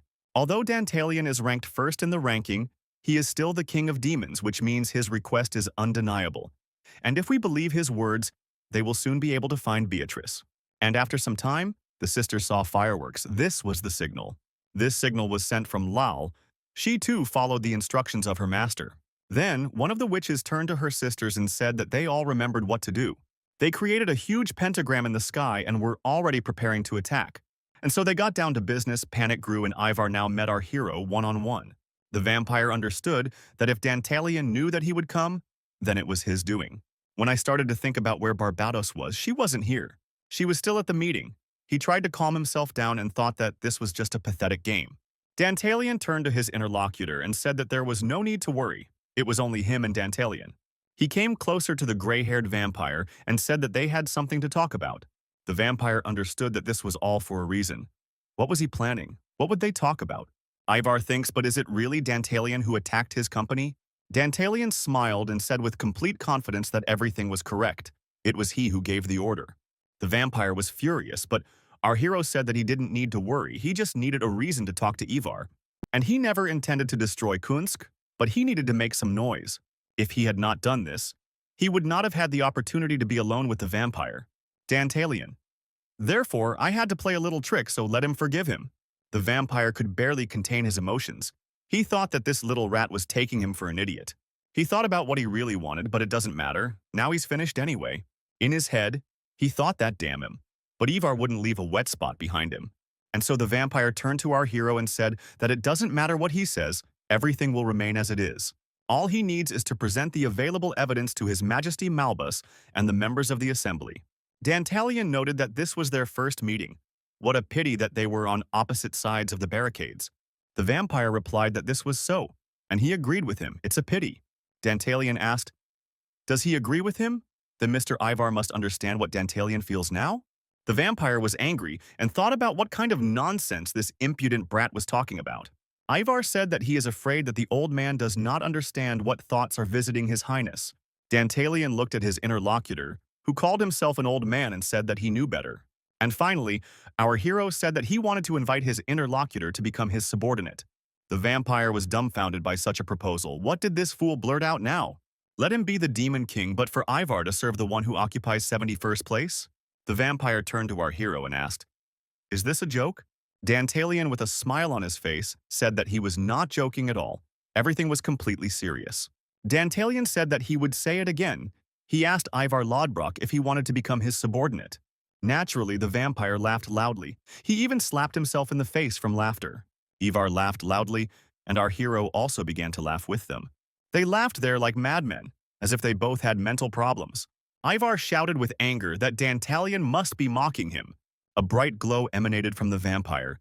Dantalion said that it seemed like he had finally shown his true nature. Dantalion was also going to show his true nature at this moment, because this was just his original appearance as a demon. Dantalion's words made Ivar very angry. The vampire shouted that this little brat should stop clowning around. The vampire was already furious. An incredibly creepy aura emanated from him. It seemed that he was about to turn into a terrible bat. Dantalion answered him that it was time to finally settle all the issues between them. Then he turned to someone behind him and said that she could come out. Imagine the vampire's surprise when he saw Lapis come here. Our hero asked the vampire if he was glad to meet her. The vampire shouted that he had been waiting for this for a very long time. She had broken the rules of their company. In the name of the greatness of Kunsk, he must punish her as a traitor. She must regret that she set him up. The girl replied that the end determines the means. This is what she learned from him, His Majesty. Dantalion promised her that he would provide her with a place in the front row.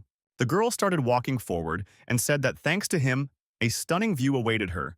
So she betrayed the trading company and does not regret this decision one bit. Dantalion smiled and said that this is how things are with them. The vampire was so angry that he almost broke the cane that he was holding in his hand. He said that they were already finished. After this meeting, they will lose absolutely everything. The black grass will become his main evidence. I just laughed at him in response, and the vampire asked what was so funny. Didn't he really understand the situation he was in? Dantalion said that he apologized for being distracted, and he was very worried about the vampire, and then he slowly took something out of his pocket. It was some kind of glowing hair. The vampire looked in bewilderment at what this demon was showing him. At first, the girl did not understand what these glowing threads were. Was this really what she thought? The demon said that he was very worried about the vampire's body, but not about the one he was in now, but about the one that was kept far, far away in the cold northern lands. In the depths of the ice cave, Dantalion was now talking about his real body, and this body was quite unexpected for all of us. He smiled and said that he really hoped that nothing would happen to this body. The vampire was shocked by this turn of events. He did not understand how this demon knew. Dantalion recalled that Ivar Lothbrok is actually a vampire princess in love with the main character. But the Demon King betrayed her, after which she sealed her real body in the ice coffin so that no one could use her again, and she moved her soul between dolls. I was very surprised when I met her for the first time, because she looked completely different when she was in this guise. Dantalion told the vampire that he shouldn't worry so much. The place is teeming with dangerous monsters, and it would be bad if they bit off Sleeping Beauty's arm or leg, or for example, someone could give a special signal. And the poor thing is no disaster. The vampire absolutely did not understand how this demon could recognize his real body, because she did not tell anyone. In his hand is her hair. In fact, our hero simply decided to play it safe, and the hair he got was just what he needed. He simply pulled out a few hairs, and he didn't even expect such an effect. Now there remains the final touch. The girl who stood next to our hero did not understand what he was talking about. Judging by the vampire's reaction, the gentleman is not bluffing. Our hero repeated his offer again. He told the vampire to give up and join him, then everything would be fine. Now Ivar did not understand at all how everything could have happened like this, because everything was under control. Well, the vampire thought that he would never serve this demon. It was impossible and he couldn't stand it. The vampire screamed loudly and began to turn into a bright purple mist. And then he quickly pounced on Lapis. Our hero did not have time to do anything at that moment. He only covered his face with his hands. The vampire grabbed the girl and put his sharp claws to her neck, telling our hero to stand still. If he takes even one step, he will kill her. The situation was, of course, quite unpleasant. The vampire was holding the succubus girl hostage. Our hero asked what the vampire was trying to achieve, and first of all, he shouted for our hero to shut up and not move. After all, he is absolutely serious. If he moves from his place, he will kill her immediately. He now said that he was offering a deal. He must immediately withdraw his people from his body, and only after that he would release Lapis. He wondered in his head whether Dantalion would do this, since the life of his beloved was in his hands. He thought that she was his weak spot. For her sake, he went against another demon king. He has no choice but to agree to his conditions. The vampire wanted to kill her first, but then his real body could shoot. He didn't want to admit it, but he had just released almost all of his magic. So he wouldn't be able to hold out for long, which meant he had no choice. But when he returns to his real body, he will definitely kill this demon. Dantalion didn't answer for a few seconds. The vampire waited for the demon to call his people away from his body. Dantalion did as a vampire did not expect. He said that if he wants to kill her, then let him kill her. He doesn't care. The vampire was in shock. He now did not understand what to do. Our hero smiled ominously and said that he did not care whether the girl died or not. Dantalion was absolutely calm. He said, "Does a vampire really call this a deal? Deals are made between equal parties, or if one of the parties is much stronger than the other." Dantalion said that he didn't think that the head of such a large company didn't know such basics. He was the first to shout and rage for him to shut up, because he really would kill her. Our hero shouted that he had started doing this and killed her. The vampire asked in surprise if Dantalion really agreed to this. Our hero looked at him absolutely calmly, as if he were an idiot. The girl was also silent and said nothing. And then suddenly she said that she agreed with it. She didn't mind sacrificing her life. These words caught the vampire by surprise. He didn't understand what was wrong with these two. Dantalion began to approach the vampire and told him to listen to him. He had miscalculated from the very beginning by making the assumption about the origin of the epidemic. He thought that Barbados created it, Lapis helped, and Dantalion was just a flunky. Our hero laughed and said that it looked like this stupid vampire had just realized how things really were. All this time, the main initiator was Dantalion, and the vampire made the wrong conclusions. He also said that he couldn't believe that his insignificant thirst for revenge had clouded his mind so much. The vampire fell to his knees, not understanding who was in front of him now. He understood that he would not be able to defeat him. Was it really the Demon King Dantalion standing in front of him from the wall? And so the vampire bowed before our hero, and Dantalion told him not to be so afraid. He would work for him, but this would not affect his previous activities in any way. Only sometimes you will have to carry out his orders. Of course, he has no right to refuse, otherwise he will kill his real body, and our hero tore your hair that he was holding in his hand. And now he began to order the vampire, telling him to listen carefully to his first order. He whispered something in the vampire's ear, and the vampire was all ready from this. Now that they've sorted that out, Dantalion thinks it's time for them to go back. And he also told you that he's not really connected to the plague, and he's counting on him.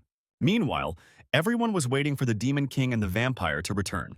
Time was up and they returned. Ivar came first, and the bald demon asked him how things were. He would like to continue Walpurgis night. The vampire answered with a trembling voice that the problem had already been solved. Barbados began to clap his hands with laughter and say, "What happened to this old man? Is he really unwell? And has he lost his last strength along with the castle?" The greater demon told Barbados to calm down. They all just had to wait for Dantalion. Our hero didn't keep us waiting long and said that he was here. He was absolutely calm and his appearance irritated many. The bald demon said that since everyone was already gathered, Walpurgis night could be resumed. The red-haired demoness realized that Dantalion had not run away after all. Our hero said that he just wanted to get some fresh air. The red-haired demoness shouted for Ivar to show everyone present the proof. But the vampire just stood there and remained silent. The horned woman told him to move. Why did he freeze in place? The vampire said in a quiet voice that he had no evidence. Then everyone was very surprised by this turn of events. His interlocutor did not understand why he was behaving like this now. The old man replied that he had no evidence from the very beginning, and all the words of Her Majesty Paimon were lies. No one really expected that he would start talking like that. Barbados was happy when she heard it. Paimon was furious and began to transform into her terrifying form. Her teeth became very sharp and she began to emit a terrifying aura. She screamed that it looked like the vampire wanted to die, and she would fulfill his wish right now. Paimon began to approach the one she wanted to tear to shreds, but the supreme demon kicked the ground and broke the floor. He shouted for Paimon to calm down and not to dare to violate the sacrament of Walpurgis Night. The horned lady said that in that case, let them call Torker. He is her personal consultant in the company. Let them bring him to her. As soon as she said this, at that very moment the goblin asked the lady if she had called him. The vampire began to worry when he saw this goblin here. He thought that he might say something unnecessary. Dantalian didn't know what kind of goblin this was, and how could such a small servant help her in this situation? He was already sure that it was all over for Ivar and Paimon. The goblin looked at the vampire and thought that something was clearly wrong with him. He was clearly very worried. Paimon turned to the goblin and said that he himself told her that Dantalian was to blame for the spread of the plague, and there was no doubt about it. The goblin said that everything was exactly as he told her, and he did not take back his words. He claimed that Dantalian was behind the outbreak of the epidemic. However, he continued to speak and said that he had made it all up, and the vampire was very surprised when he heard this. The red-haired woman was furious. She didn't understand what this goblin was saying. It must have been Ivar who ordered him to say these words. The goblin said that no one had given such orders, and that he was the only one to blame for everything. The horned woman screamed at the goblin to tell them all the truth. He couldn't make such a stupid mistake. After all, they have known each other for a very long time. She knows him very well, and he is one of the most responsible and intelligent creatures she knows, and she asks him not as a client. And when I am a friend, who set all this up? The goblin replied that he was the only one to blame for everything. He wanted to get the black grass that His Majesty Dantalian owned, but he couldn't do something like that on his own. Therefore, to achieve his goals, he used Her Majesty Paimon and Lord Ivar. She didn't believe what she heard. She thought it was some kind of nonsense. The goblin said that he took advantage of the favor of Her Majesty, as well as the power of Lord Ivar. Even our hero did not expect such a turn of events from this goblin. Then the supreme demon got angry and said, did he really pursue his own selfish goals and deceive the demon king for this? And does he realize the gravity of his crime? The goblin replied that now that his entire plan had failed, he already knew what awaited him. He put his hand under his cloak and said that if Her Majesty Paimon was guilty of anything, it was only because she believed the words of an old fool. The goblin took out a knife and thought that he did this for Mr. Ivar. This is the last thing he can do for him, and he will sacrifice his life. And right in front of everyone, the goblin killed himself. No one really expected him to do that. Paimon didn't understand why Goblin did this. It couldn't be you. She trusted him. And why did he do this? She sat down on the ground and servants ran up to her, wanting to support her, asking if she was okay. Malbas, looking at this whole picture, told them to take her away. The servants immediately obeyed him and led the mistress into the room. Barbados laughed and said that this fool got what she deserved. It was a great sight. And she also wanted to make fun of the dead goblin. Malbas told her to shut up, and Dantalian walked up to the dead goblin and, looking at him, thought about how he had sacrificed himself and cleared Paimon and Ivar of all charges by making them look like victims in the eyes of the others. What a commendable determination that was. Dantalian placed his hand on his heart and mentally said that he sincerely respected Torker's courage. Malbas approached our hero and said that he assures him that he will force Paimon to compensate for all losses. This issue can be considered closed. Dantalian turned to the ball demon and said that there was no need for this. Lady Paimon was only a victim of deception. Torker is already dead and he has no right to force others to bear responsibility for his actions. Malbas was surprised by this decision of this demon and said that it was quite commendable. And his level of sympathy for our hero increased by 20 points. When the elder demon said that he respected his decision, the breadth of his soul will be talked about for a long time. There is no longer any need for voting. A lot has happened today, and Walpurgis Night is officially over. Then the chief demon said that he invited everyone present to enjoy the local alcohol until dawn came. Barbados screamed that the fun was finally about to begin. She was not going to refuse and was ready to drink everything there was. And she also called our hero so that he would drink with her. Dantalian was not happy that she called him to her because he understood that she could cause him problems. After all these events, everyone continued to celebrate that night and had fun, despite what happened. Ivar took the body of the dead goblin and said that they lost. He is sincerely sorry for this. He really hopes that Torker will forgive him, and one day he will repay the debt. Dantalian. After some time went out onto the balcony to breathe some fresh air. He felt a little sick. After all, before this, Barbados poured a lot of drink into him, but he could no longer drink. Dantalian didn't understand how this little demoness could drink so much alcohol on her own. Are all demon kings like this? He felt like he was drunk and began to think about some of the things that had happened to him. Since he came to this world, a lot has happened. He remembered his father and thought that he had succeeded and had arranged a good life for himself in this world. While he was thinking about this, Lapis came up to him and said that she knew he was here. Our hero said that, as expected from his bride, she knows him very well. The pink-haired girl said that today he acted thoughtlessly. Why did he spare Paimon? Isn't it better to get rid of the root of the problem? Dantalian said that he didn't want her to start lecturing him. He was tired and let her give him a little rest. She looked at him with a glassy gaze. Dantalian asked why she was looking at him like that. He was sure that Paimon would not cause him any problems. Then he came up to her and said that he was planning to do something that no one in this world had ever dreamed of. She didn't need to worry because he would fulfill his promise. He said that she would have an unforgettable view, and then on Yelitz he saw how she became inspired and agreed with him. Dantalian said that at first he thought that she would lecture him, but suddenly what they expected happened. She quickly grabbed him by the clothes and kissed him.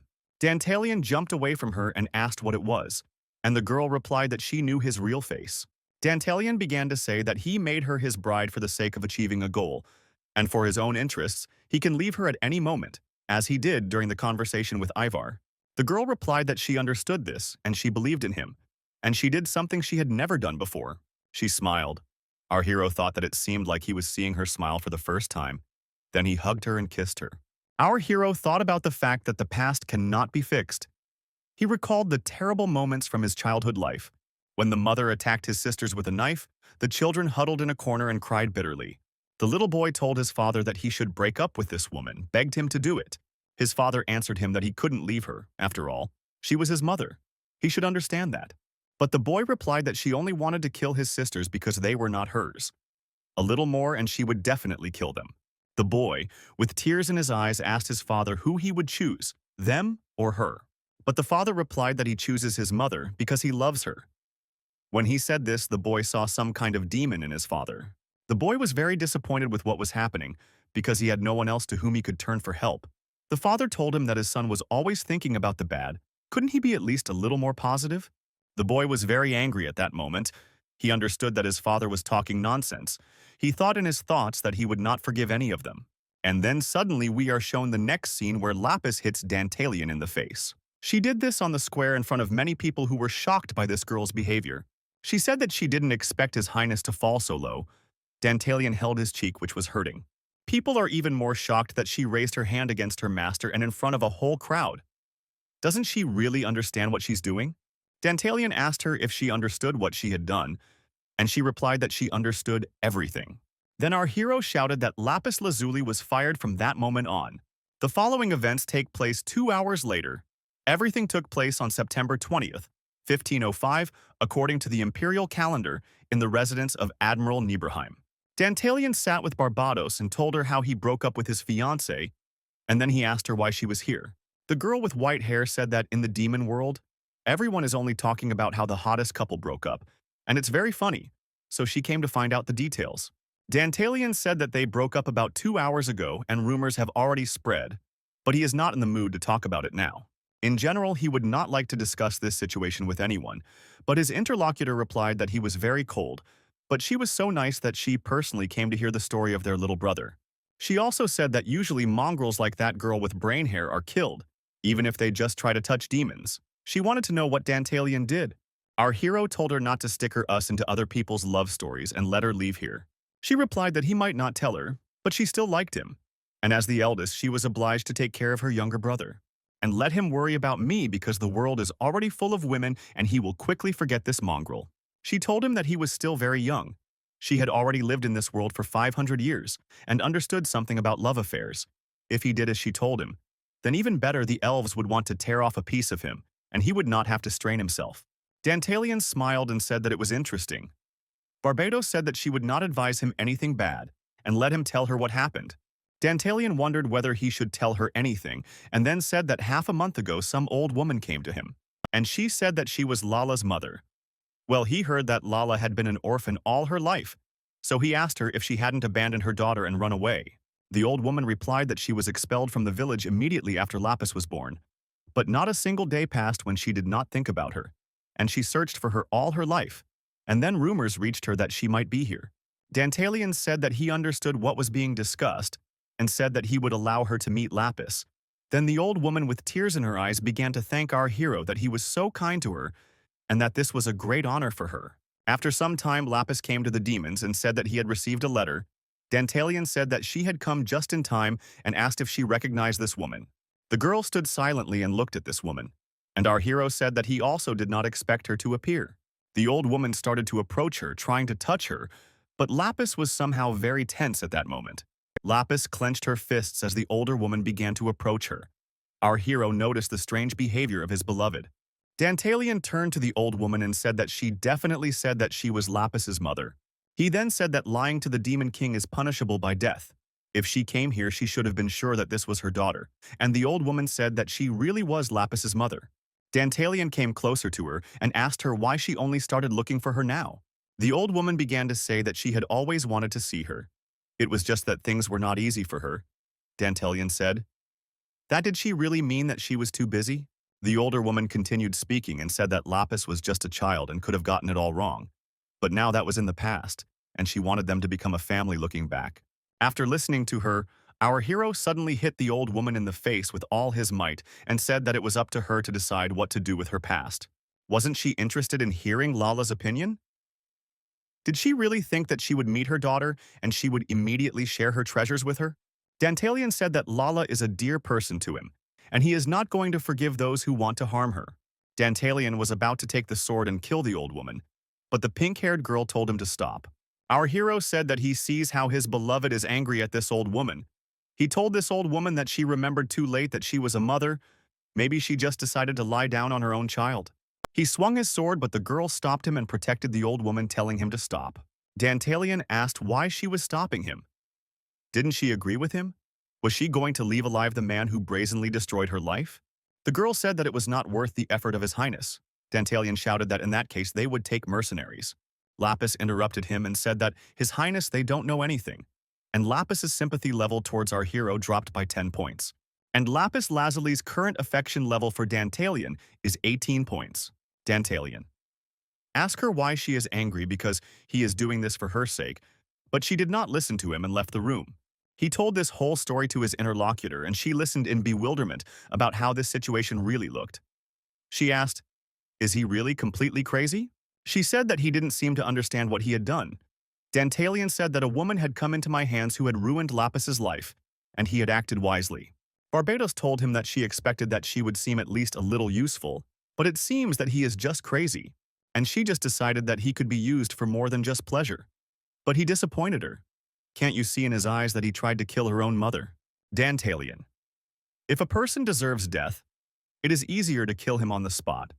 Barbados said that she sympathizes with this mongrel named Lapis. In her place, she would have cut off Dantalian's hands herself. Our hero asked her whose side she was on, but Barbados continued to say that she wanted to know what happened next. This happened half a month ago, and after that something else happened, right? Barbados sat in such a way that she caught Dantalian's attention, and did not notice that he was looking at her somehow strangely. If he wants to look, then let him pay. Dantalian turned his gaze away and said that he was already very tired today, and for such conversations he needed to be in the mood, especially since he had been dumped 2 hours ago. Barbados answered him that let him admire if he wants to. Dantalian answered that in that case he would continue. He began to tell that time Lala brought a letter, and he gave this letter to his interlocutor. It was written that he was their next target, and in 10 days his castle would be attacked by 2,000 soldiers. Of course, the news is not the best after all. So many soldiers are going to attack his castle. Our hero's interlocutor replied that it looked like a threat. Dantalian replied that it was not a threat but rather a warning. Then the lady with white hair asked, What's the difference? Dantalian told her to look at this letter carefully. There are only 2 warnings, but many important details. Firstly, you wrote that he is the next target. This can be interpreted as meaning that the one who wrote this is not his enemy. This letter is written too softly for a threat. Something is wrong here. But who and why sent him this letter? Barbados said that it was an interesting idea. She wanted to hear the continuation. Dantalian said that the author of the letter was clearly someone from the upper class, There was not a single mistake in the letter. Judging by the slant of the letters, he could write with either his right or left hand. Barbados asked him where he found out about this. It's quite funny. Our hero answered that from a person's letters one can understand his way of life. The author of this letter clearly occupies some high position. Barbados said that she wanted to look at this letter again. She used her magic to levitate the letter to her. She looked closely at the letters. She did not understand how our hero was able to understand this. Dantalian answered her to look more closely. There is a comma between the 2 and the zeros. A common person would not waste time on a comma to write a warning, but the author of this letter is used to writing commas in numbers. For example, he often works with large sums of money. He has to communicate with a large number of people on a daily basis. Perhaps he is engaged in keeping accounting books or personally manages a large territory. Barbados watched our heroes with great interest and said that he was quite smart. Dantalian told her that it was too early to admire him because there were 5 more clues in the letter. But he won't tell anything else. It won't be interesting if he reveals all the secrets at once. Barbados asked if he was teasing her. What a sick fool. She asked that most likely the sender of this letter should be a merchant. Dantalian replied that he had come to such a conclusion. Then Barbados said that she wanted to figure everything out and find the one who wrote it. Dantalian asked her if she could really do it. Barbados asked who he thought she was. At that moment, she immediately used magic and something began to conjure with this piece of paper. She used some kind of spell called Thanatos' Regret and used her blood to command the letter to fly to the author of the letter. After this, the letter began to catch fire and completely burned with a blue flame, turning into dust. Then this dust began to transform into some other creature and eventually a bat appeared. Barbados grabbed the bat and said that he would find the one who wrote this letter and then immediately sent her a signal. Dantalian said that it was quite good, and then his interlocutor released the bat out the window. She was going to help him, and our hero said that he knew she was great. How long would it take to find her? If the incomparable Barbados took on the matter, then he thinks that this matter should not drag on for long. And his interlocutor got angry and said something if she was next to him, then he would have spent months looking for the one who wrote this letter, and he should be grateful that she is looking for the author. She also said that her magic does not fail, but is he confident in his conclusions? This is what they will check. Because he says that the merchant wrote the letter, Dantalian replied that this is just an assumption, and he has one friend who is a merchant. So if he is one of them, then they will quickly catch him. Barbados asked him, what will he do? Our hero replied that he had already said that he had a familiar friend who was a merchant, and he quickly called him to him. The following events take place on September 5th, 1505, according to the imperial calendar. In the trading company of Kunsk, Dantalian came to the vampire. He now said that he did not send any letters. It was not him. Dantalian said that he wanted to believe him, but Ivar was already trying to get rid of him. Ivar said that he no longer had any intention of harming his highness, and he bowed before our hero. Dantalian said that he believed in his powers, but not in him. The vampire asked how he could earn the Demon King's trust. Dantalian said that he only needed to fulfill a couple of his requests. The vampire asked what exactly he wanted. Dantalian said that he wanted to hire mercenaries first, but he only needed high-ranking mercenaries. In 2 days, he should have 3,000 people. The vampire understood that it would be very difficult, but he had no choice. The vampire asked with a trembling voice if he really needed to gather 3,000 of the best mercenaries in just 2 days. Dantalian asked him, couldn't he handle this task? The vampire replied that he could gather an army, but 2 days was too little time for such a task. Especially if he needs high-ranking mercenaries, he can handle them in 10 days or better in half a month. Dantalian said that he does not understand his interlocutor because there are a lot of mercenaries wandering around nearby. You just need to look around. Dantalian is talking about the soldiers of Nibelheim. He heard that there are about 4,000 soldiers there. And Ivar, in fact, is this city? Why can't he borrow them for a while? Ivar replied that in that case the city's defense would weaken. Nibelheim is the main trading city of the demon world. If he goes, then it will affect the entire demon world. In addition, the problem of the plague has not yet been solved. Dantalian said to his interlocutor in a menacing voice that Ivar's comfort was none of his business. What kind of look was that? Had he already forgotten that his beautiful body was at his mercy, and he showed off a tuft of light vampire hair? Ivar, seeing this hair, was surprised that Dantalian was holding it in his hands again, because he had already torn the previous strand of hair right before his eyes. He said that he did everything to me, as Dantalian told him. He went against Her Majesty Paimon, sacrificed one of the leaders of the trading board, all this to protect Dantalian. Our hero came closer to him and said that Ivar didn't swear allegiance to him only because of this, right? The Demon King spoke in a very ominous tone and said that the vampire must get on all fours, kneeling in front of him. The vampire quickly fell to his knees. He really didn't want to humiliate himself like that, but he had no choice. Dantalian said that now when he was on his knees, he should bow his head before him, and the vampire with a trembling body began to do so. He bowed before the Demon King. He felt very uncomfortable and it hurt in his soul to do this. To further humiliate him, Dantalian put his foot on the vampire's head and then said that he was a good boy. He also said that they had a very simple relationship, and after that he pressed his head to the floor even harder. He wanted to gain complete obedience and asked Ivar if he understood everything, because in exactly 2 days, he needed 3,000 soldiers. Ivar replied that he would do everything as the Demon King ordered him to do. Dantalian said that he was a good man, but he had one more request for him. You need to find out some information about one person, and you need to find out as much information as possible. He told Barbados all this, and she laughed and said that Dantalian was a real sadist. She could just see how that old man was writhing in pain. But what about searching for the author of the letter? Dantalian told her not to rush things. He didn't have much time before the attack. But they'll come back to that. And she's more interested in what happened between him and Lala, right? The following events take place on September 7th, 1505, Imperial Year, in the castle of the governor of Nibelheim. Dantalian woke up early in the morning. I don't understand why it's so noisy from the very morning. Lala was lying next to him. She replied that it was not morning anymore, and she received a letter from Ivar. The built-in girl slowly got out of bed and went to change. Dantalian asked what was written in that letter. The girl replied that the quality of the information was good. There are 13 captive markets in the kingdom of Sardinia, 4 of which are used by aristocrats. The slave that Dantalian is looking for was spotted at the Papia market. Our hero replied that everything was clear to him.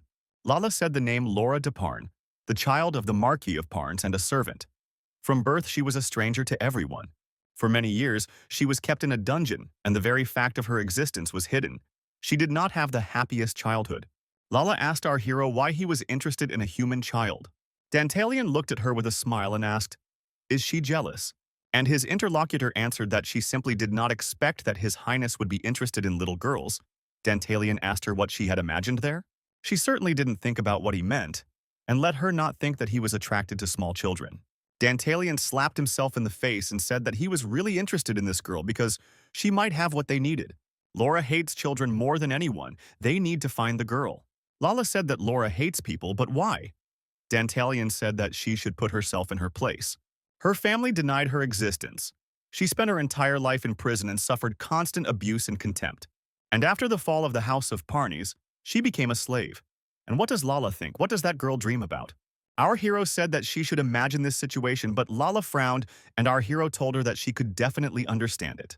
The answer is simple. She wants to take revenge on all the people in this world for the fact that she had to endure all that pain. Dantalian said that a person like her was always needed. Lala did not quite understand what he was talking about. She stood silently and looked at our hero, and Dantalian asked her, had he really enchanted her? Lala replied that she was sure that Dantalian simply wanted to get a slave for his pleasures with noble blood. Dantalian shouted that he had never thought about such a thing in his life, and why did she think such a thing about him? Lala said that it was a pity, because she had hoped that that girl would take the time from her to satisfy Dantalian's needs. Our hero felt a little ashamed and asked if she didn't like sleeping with him, since she was the one who climbed on him first. Lala replied that at that moment she did not yet know about the master's endurance. It takes too much time and effort. She told him that it was hard for her to work because she spent too much time and energy in bed. Dantalian thought that over all these years he had accumulated some energy. Someone interrupted their conversation and called His Highness, saying that dinner was ready. Several maids entered the room and brought food, and Dantalian thanked them. The maids raised their eyes a little to see what was going on here, and they felt a little uncomfortable. They said that they were asking for forgiveness for interrupting them and began to leave. Dantalian said that he himself told them to come in. Let them do what they came for. They bowed their heads before him and said that everything would be done. Then they began to smooth out the food on the table. While they were smoothing out the food, they looked in surprise at how their master was talking about something with Lala. His bride got dressed, and our hero was still lying in bed. The maids said that they had prepared everything. The girls wanted to leave, but our hero told them to stop. Everyone should stay in their places. Dantalian heard something like a sound of displeasure and asked, "Who did it?" The maids began to panic. They said that they did not understand what Dantalian was talking about. Our hero got out of bed and said that it looked like they decided to pretend that they were fools, and he knew exactly what he heard. One of them clicked his tongue and he walked up to one of the girls and asked if she did it. And why did she do it? The girl began to ask for forgiveness. Dantalion came very close to her and asked in an ominous voice why did she click her tongue. The maid was horrified that she had just incurred the Lord's wrath, but suddenly he said that he knew that she hadn't made that sound towards Dantalion. It was Lala, right? He asked her, does she really think that a half-breed who is lower in rank than him is unworthy of being with the Demon King? The girl said that she was sincerely sorry. Our hero approached the table and took a knife, saying that first of all, Lapis is his bride, and therefore, if his maids despise his beloved, they will be very unlucky. Lala turned to the Demon King and said that she asked him to stop and calm down. Dantalion looked at his beloved and suddenly he thought that he had given in to his emotions again. What was happening to him? Everything was like last time. He thought that she just made a sound of discontent. She has the right to her personal opinion. It is not worth killing her. Dantalion began to try to calm himself down and think clearly, because Lala wouldn't like this either. Then he turned to that servant and asked her if she understood what she had done wrong. Dantalion turned away from her and said that this was enough and they could leave. They said that they were truly sorry and they began to lead their frightened friend away. Dantalion turned to his beloved and said that when it comes to her, he cannot control himself. Our hero noticed that Lapis's level of sympathy towards him had dropped by another 7 points. The girl turned around and started to leave, saying that she would prepare everything necessary for the trip to the slave market. Dantalion said that they could leave right after lunch. But the girl said that she was asking permission to leave, and she began to slowly leave. Dantalion didn't understand why she didn't forgive him for this. What did he do wrong? The following events take place in some desert area. Our hero and his beloved were there, and the witch turned to them and said that they were ready to begin. Dantalion said in a calm voice that she could begin, and the witch smiled and said that she was ready and used her magic called Hermes' equipment. A huge pentagram-shaped symbol appeared above our hero, and the witch told Lapis to move aside a little. And then she unleashed a powerful stream of some kind of magical energy on our hero straight from that portal. Dantalion quickly changed.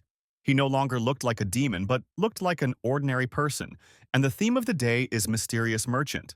Dantalion found that that annoying rock on his head was indeed gone. It was a bit uncomfortable to sleep with, and sometimes it would get caught on things. He liked the way this witch worked, and he told her that it was pretty good. She was great. Now, no one will think that he is the Demon King. Apparently, she turned to our hero and said that there is one detail. He should be careful. After 24 hours of transformation, it will come off, but no. In other words, and the time is limited. Dantalion realized that this was something similar to Cinderella's magic, but this time should be enough for him. He turned to the witch and called her Granny. Again, she was very old compared to him, and told her to gather her sisters and wait for him to give the signal. The witch agreed with him and said that everything would be done. Our hero looked at his beloved, but she stood very dissatisfied and did not even look at him. Dantalion tried to cheer her up somehow and said that sometimes it is useful to change appearance. He asked if she liked his appearance. The pink-haired girl said that before they went deeper into the city, they had to find a guide, and he had to follow her. And then she said that today's matter had to remain a secret. He had to try not to expose his identity as the Demon King. Dantalion answered her that he already understood, and looking at how indifferent she was to him, he turned around and said that it was time to go. Our hero himself thought that it was all because of that time when he became somehow hot-tempered.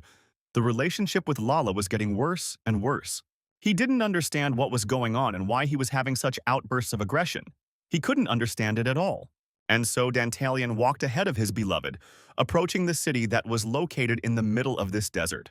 The following events take place on September 10th, 1505, according to the imperial calendar in the Kingdom of Sardinia, at the slave market of Babia. There were a lot of slaves there who were shown no mercy. They were treated worse than animals. There were also separate beautiful women there that noble men could buy for their harem. Dantalion and his beloved approached a local goblin and gave him money. He replied that they could trust him. He could show them all of Babia.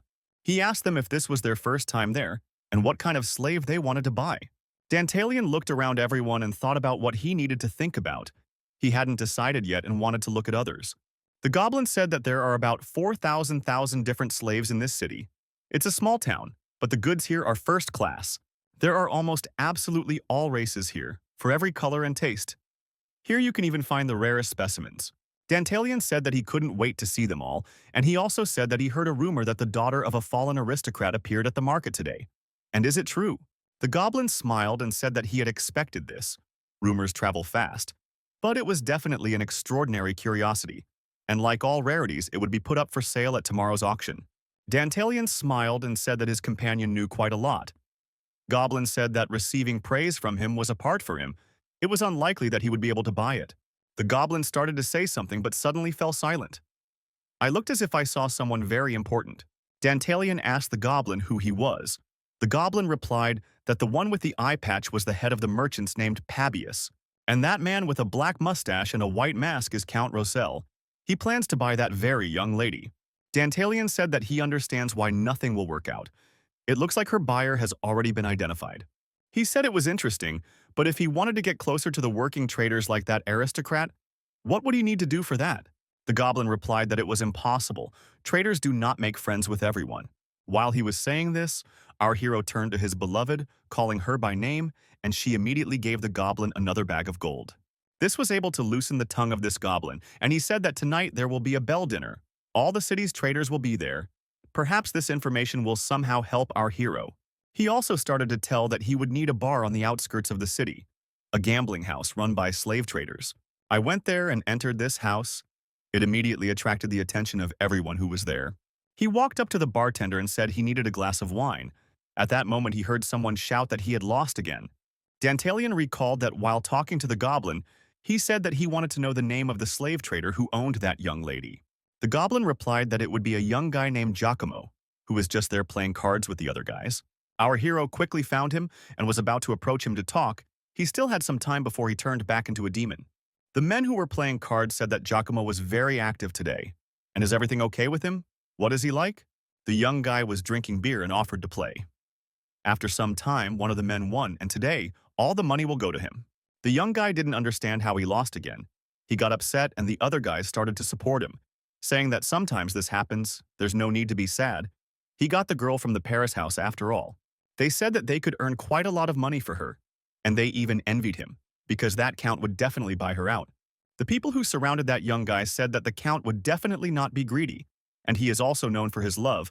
Having become his slave, Cheetah Girl will live happily. But that guy clearly didn't want to listen to that. It was as if he was uncomfortable with those words. Some said that they would like to try such a beauty at least once. The young guy said that they should stop talking about this topic because she is not what they think. One of those guys said that the guy very rarely objects to them. Is he really that attached to that product? The young man replied that of course not, and that they should continue playing. One of the men was hiding cards under the table, and he was clearly not playing fairly. He said that they had the whole night ahead of them.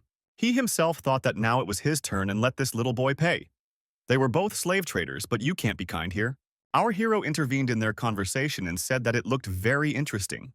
And suddenly he plunged a knife into the hand of the man who played unfairly.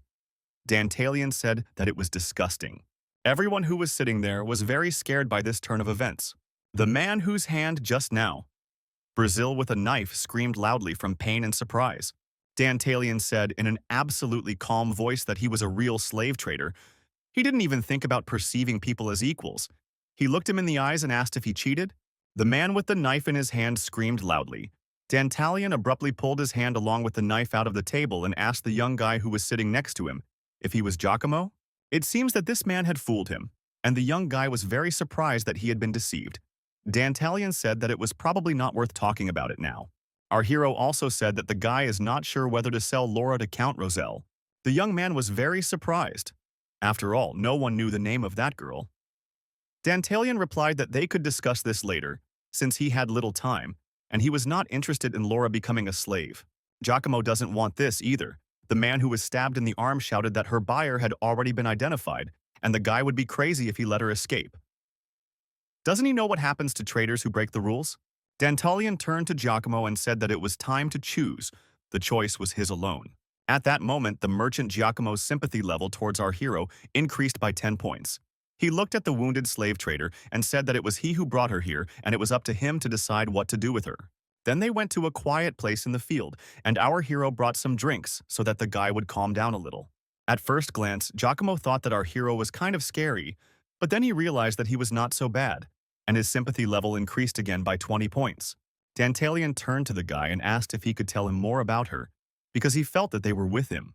That's what they drank too. Dantalian told the young man that he travels and frees captive slaves, and he also plans to one day completely eradicate slavery in this world.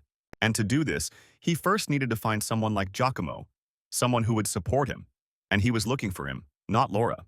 The guy's sympathy level increased again towards our hero by another 10 points. He said that he didn't really want to become a slave trader, but his father was in debt, and there was no other work to be found in this city. Then he bowed before our hero and said that he asked him to help her escape. Dantalian asked him, why does he want her to escape so much? The guy replied that she wouldn't be human here, but only he knew what she really was like. He dropped the bottle and said that it looked like he had drunk a lot. Dantalian thought that it seemed like the sleeping pill had worked. He approached the guy and said that he understood his feelings, and he thought that only he could take care of her. And again the merchant's sympathy level increased towards our hero by another 10 points. Dantalian asked the young man if he would tell him where she was, and the boy replied that she was now in that very far cage and pointed there with his finger. Dantalian turned to the guy and told him not to worry because he would free her. But the guy had already begun to lose consciousness. Before he almost lost consciousness, his sympathy level towards our hero increased by another 20 points.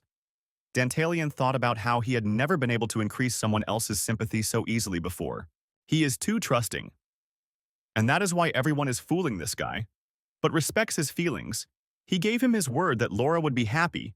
He put the guy down and went to her. He no longer had time left, and he turned into a demon again just at the moment when he approached the cage with the girl he needed.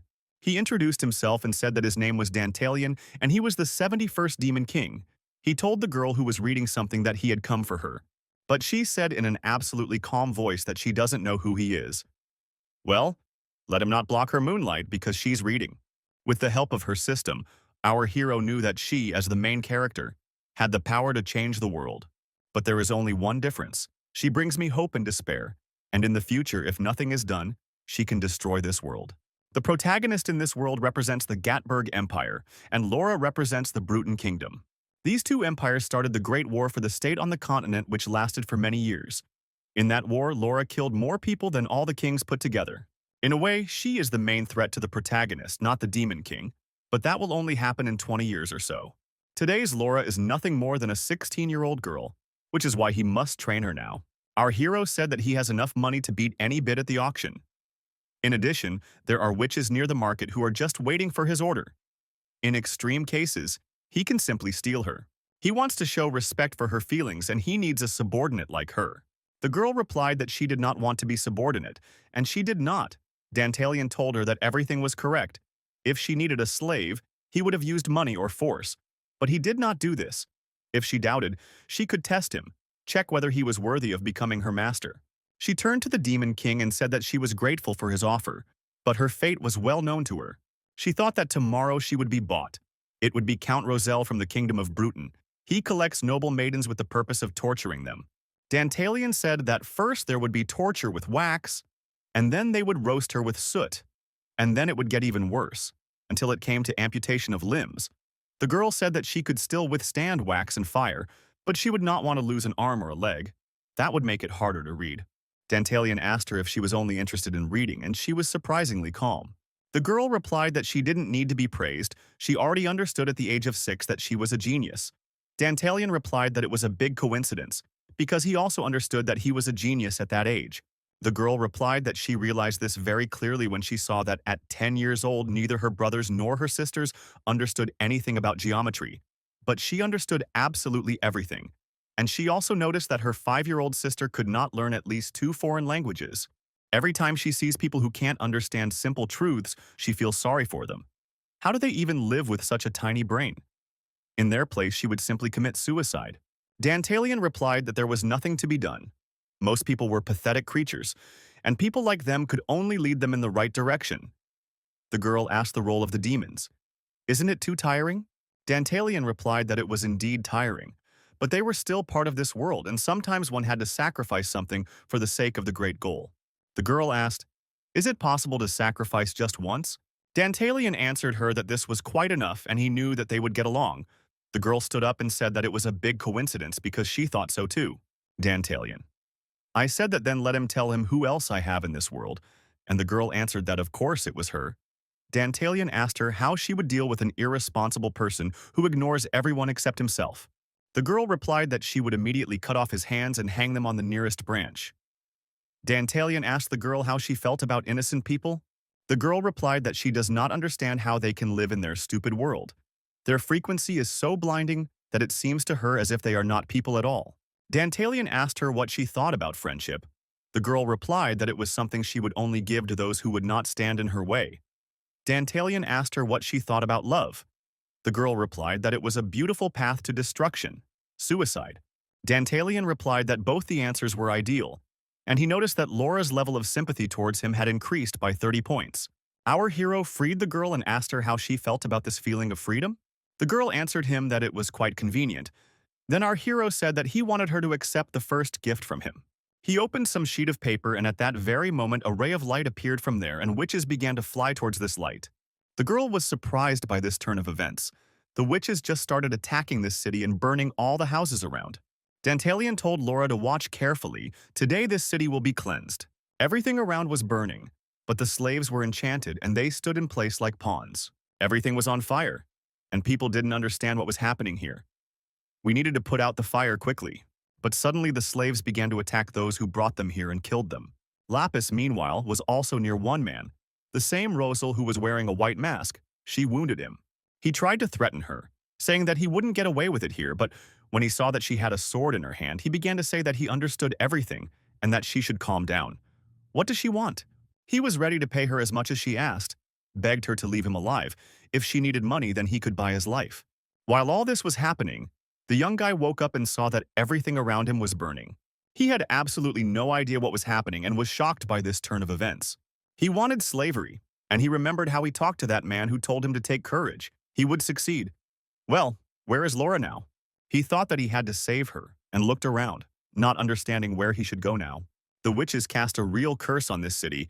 Everything around was burning and the enchanted slaves were killing the slave owners. There was real chaos there. Dantalian asked the girl if she could hear the dying cries of her tormentors. And then he said that from this moment her completely new life begins, and this prelude is dedicated to her. Thank you for watching this video. If you liked this manhwa and would like to see the application, then be sure to like and write comments that you want to see a continuation. If I see good activity in the form of comments and likes, and we also get 500,000 views on this video, then I will definitely make a second part. So watch the video until the end and share with your friends. Also subscribe to this channel and click on the bell so as not to miss new videos. You can watch other videos on my channel. See you later.